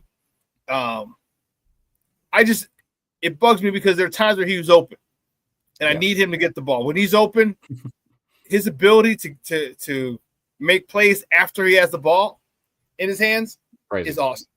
It's awesome. He can turn like any touch into a big play. Yeah, and the thing about it, he doesn't look that fast, but he just pulls away from people. Like, he's got. Oh, no, he doesn't. Oh, he's tackling. No, he's not. He doesn't have that quick burst. It just, when he starts going, it's just crazy. So I hope you saw the little, how can I put it? It's like a Bronx cheer, like a Bronx celebration, I guess, when DJ scored a touchdown. I was like, yay, he finally hit me. When he threw his hands up, like, yay, you finally hit me. Right. I hope he stays focused. I hope DJ stays professional, because if he does, there are going to be some times, and man, this because DJ's here for another few more years. Rome's still on his rookie deal. Rome's got 2 years left with a 5th-year option after this season. All right, Luther Burden just signed; he's here for 4. Mm-hmm. To have these 4 guys here for the next 3-4 years, are you freaking kidding me? When Caleb finally understands this God blessed offense in 26 and in 27, yeah. Like that can be literally the promising. greatest show on turf. That could be the greatest show on turf if in 27 we move into Arlington. That's going to be, no, probably like 28, 29. But you see what I'm saying? Like these freaking guys, and Loveland, same thing. He's on another 4-year deal. Mm-hmm. And Caleb has a better grasp of this offense. Cole, this is going to get kind of scary for a lot of teams, especially in the NFC North. Yep. FGB is what my guy Rick always says. FGB. They're young too. Don't count out the Packers. Yeah, both of them have like really young, really talented offense. However, I've said this the last couple of years. I'll continue to say it. Jordan Love will throw that ball to the opposing team. He will do it. Caleb Bolt. He will do that. Yeah. And you saw it last week in their loss to Cleveland. He's got to throw a pick. He's got to. That's just who he is. And he's not as talented enough as a Rodgers was back in the day and a Favre was back in the day to shake off an interception or two. Like, I do 3, no biggie. I'll get a touchdown this drive. He's not that talented. So things are looking pretty good.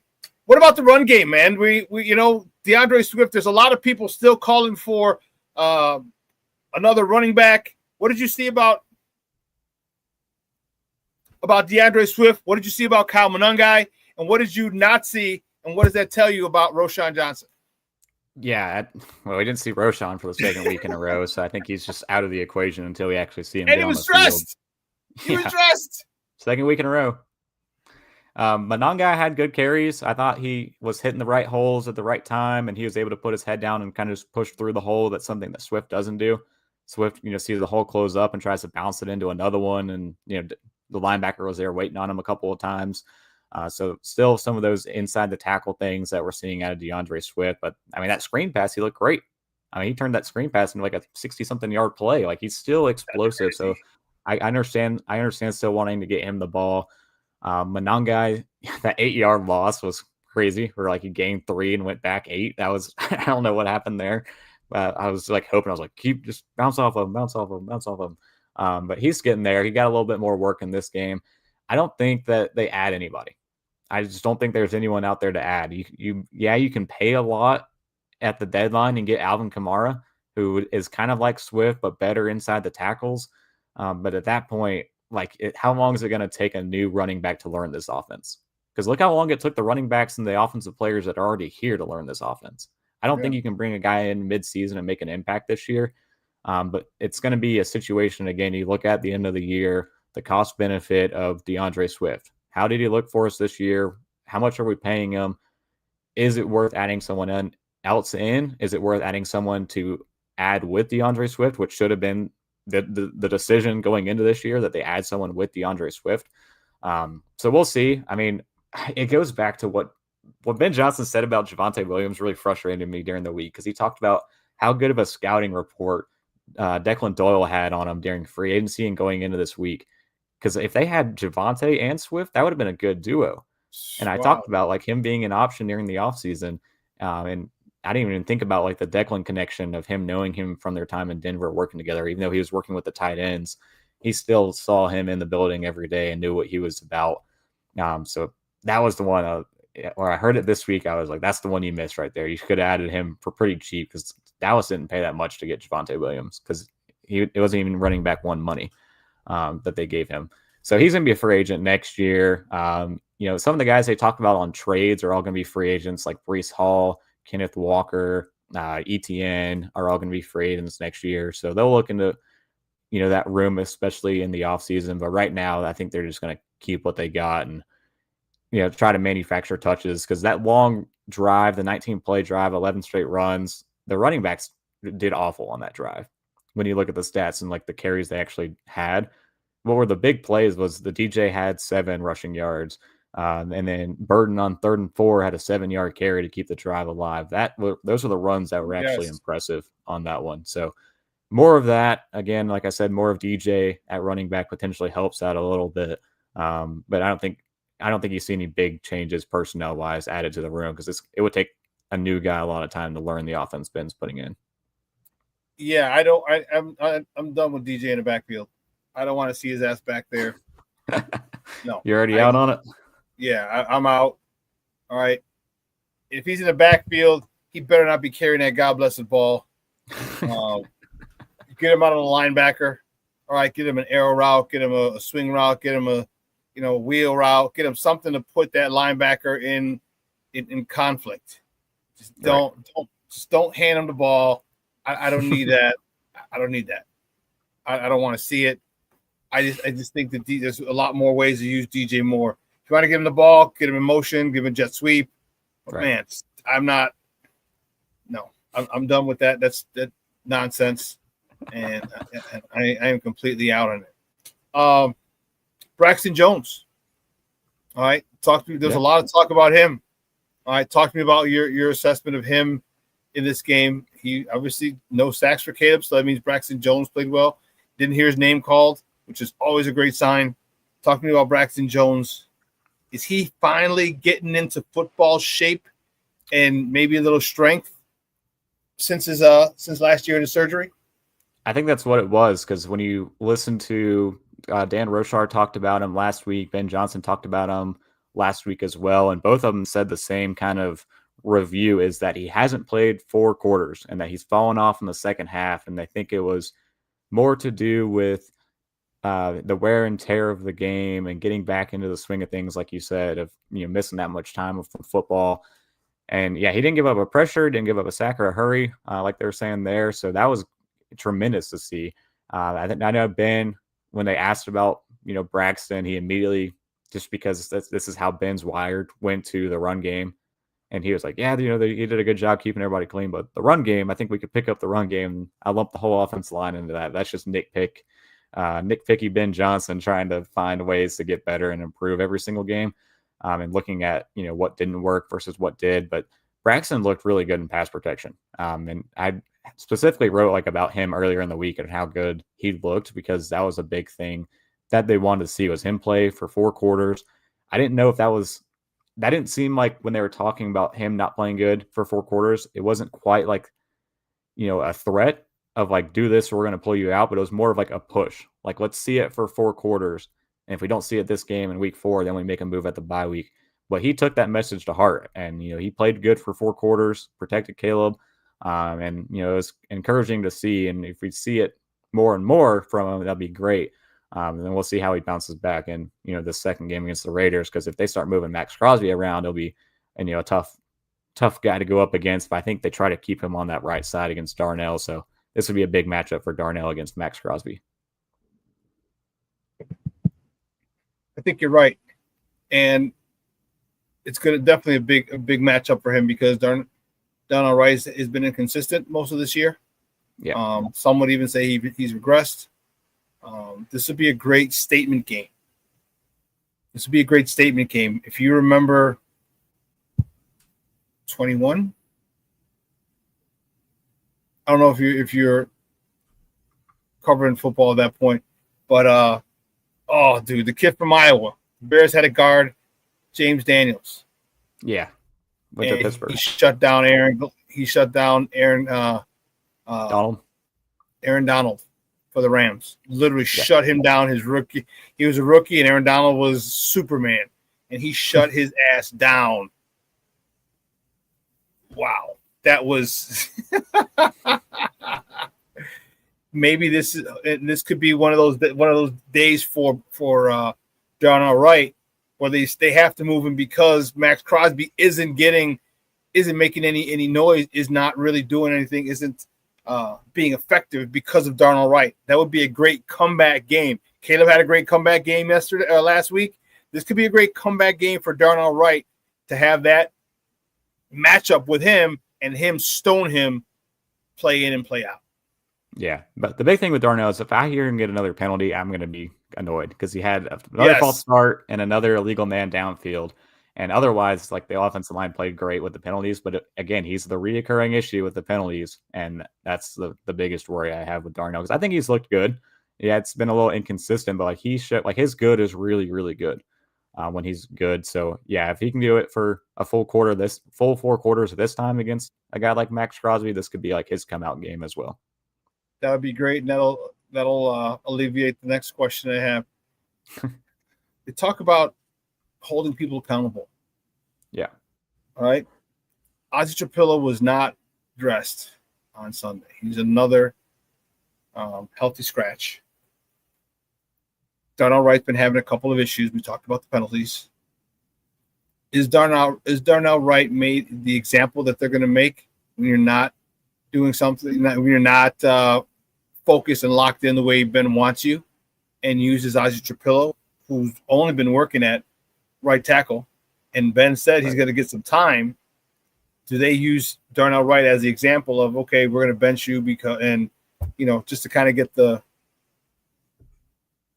word out, not the word out, but just to kind of to set the example for this locker room that even if you're a starter, you can be replaced. Yeah. It would be if the penalties again are more egregious than they have been, or not more egregious, but like show up again. Like if it's still an egregious amount of penalties on specifically Darnell Wright, and he would be the one. I don't know if it'd be Ozzy because it looks like Theo's still the guy. Theo's still the swing tackle, and when Braxton went down and he had that little elbow injury and he went back in, but he missed that whole 2-minute drive and Theo was in there. And I wrote about it like Theo played pretty good too. I thought he did all right in pass protection because there were a lot of pass plays on that drive. They went down and scored, and it was a small sample size for Theo, but it's what the coaches saw. I mean, they saw Theo as a better player right now than Ozzy. And I wrote, even what I wrote about, and then I don't discredit Ozzy by saying that. I think the depth is just that much better because it's not like last year when we're throwing Karan out there and Karan is getting beat and it looks bad, and you're putting other guys at tackle and it just doesn't look good. You try to move Matt Pryor over to right tackle and it just did not work out. I think the depth is just that much better to where we're talking about a second round pick as a guy that's coming along slow, but I think it's just they really did a great job trying to upgrade the depth in that room because they knew how important it would be. Cole, great stuff as always, my man. I really appreciate it. Do me a favor though, before you go, let everybody know where they can find you and your work online. Yep. Yeah, I'm on Twitter at A2Z_slaw. And then you go to A2Zsports.com. You go to the team section. You can scroll down. They got all 32 teams, a couple college teams on there as well. But you just go to Chicago Bears, and we got the news pumping out there all day long. It'll be a big day today. Got some press conferences with Ben Johnson. Caleb Williams is going to be on the podium, and a full day of practice. So a lot of news to be coming out today. Great stuff, buddy. I appreciate it. Thanks for your time, man. Yep. Thank you, Shawn, as always. All righty. Guys, that's Kole Noble from A to Z Sports. Appreciate it. There's a lot going on. I'm wondering about the situation with Darnell Wright, Braxton Jones, Noah Sewell. There's a lot I'm looking at. I'm looking forward to. I'm not concerned, but just interested in. Want to see how it plays out. All right, this Bears team is one that we got our first win. All right, cool. Celebrate a day, 24 hours, it's over. Now let's get back to reality. Where do we need to improve? Okay. Was that an anomaly because Dallas isn't very good? Or even if it was just the fact that Dallas sucked, can that springboard you into playing better? Can it? Can it springboard you into playing a lot more fundamentally sound?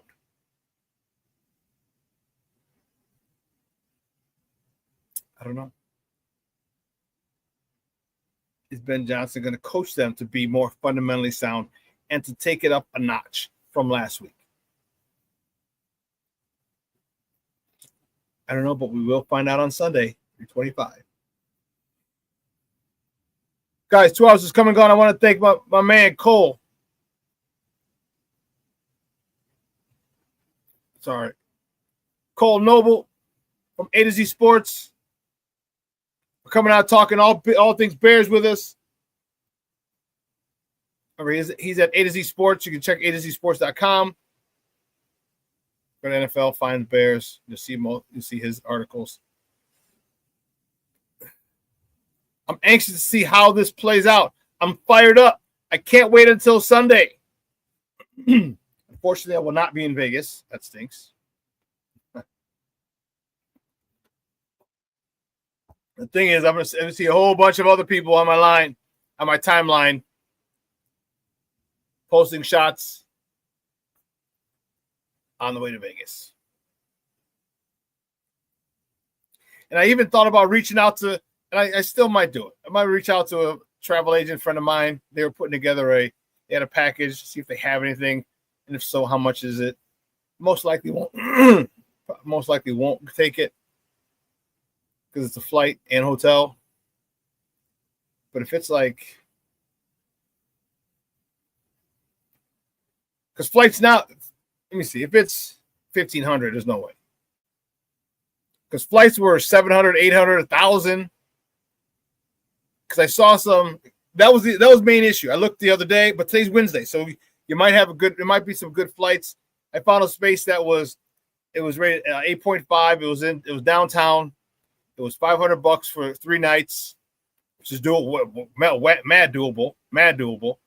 And it's the flight, but the flight was $750. Now we're at $1,300. If I can get a flight $400, $300, we'll see. Then maybe your boy might be out there. But the chances are slim and none, and Slim's getting ready to leave town. But anyway, listen, phenomenal show. I want to thank Kole Noble. Great stuff. I want to thank you guys, man. You guys are awesome in the chat, as always. Thank you. I truly appreciate the love and the support you guys give me every single show. All right, I do. I really do. And I'm telling you, we're going to get that swag shop up. We're going to get this up there. This up there. Yeah, we got a lot of cool shit. All right. But listen, I got to get out of here. I have to go pick up the warden from CrossFit. All right. You guys have a phenomenal day. Let your loved ones know you love them, because tomorrow is promised to no one. All right. I know there's most of the festivals are done, but hell, Bears season, meet up with your people. Go to a bar, watch the Bears game. Go to his house, go to their house, or have them come to your house, watch a Bear game. Go to a mutual friend's house, watch the Bear game, but spend time with your people. Spend time with your people. I'm telling you, you will be grateful you did. Okay? Spend time with them. All right?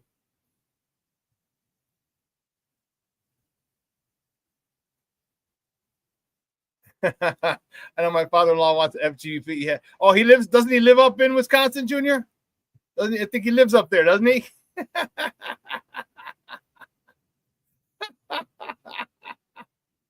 That would be dope. That would be dope. But again, everyone in the chat, Junior, King Booker World, Shorty, Foster, Mashun, Cornelius, Black Diamond. I think I said Shorty. If not, Shorty. If I did, then I said it twice. Of course, my man Rick. I can't forget you, Rick. I can't forget you. And if I missed you, my apologies. My apologies. All right. You guys have a phenomenal day. From everyone here at Sports Zone Chicago, I'm your boy, the SuperBack, Shawn Sierra. I will see you on Friday. Your boy is out.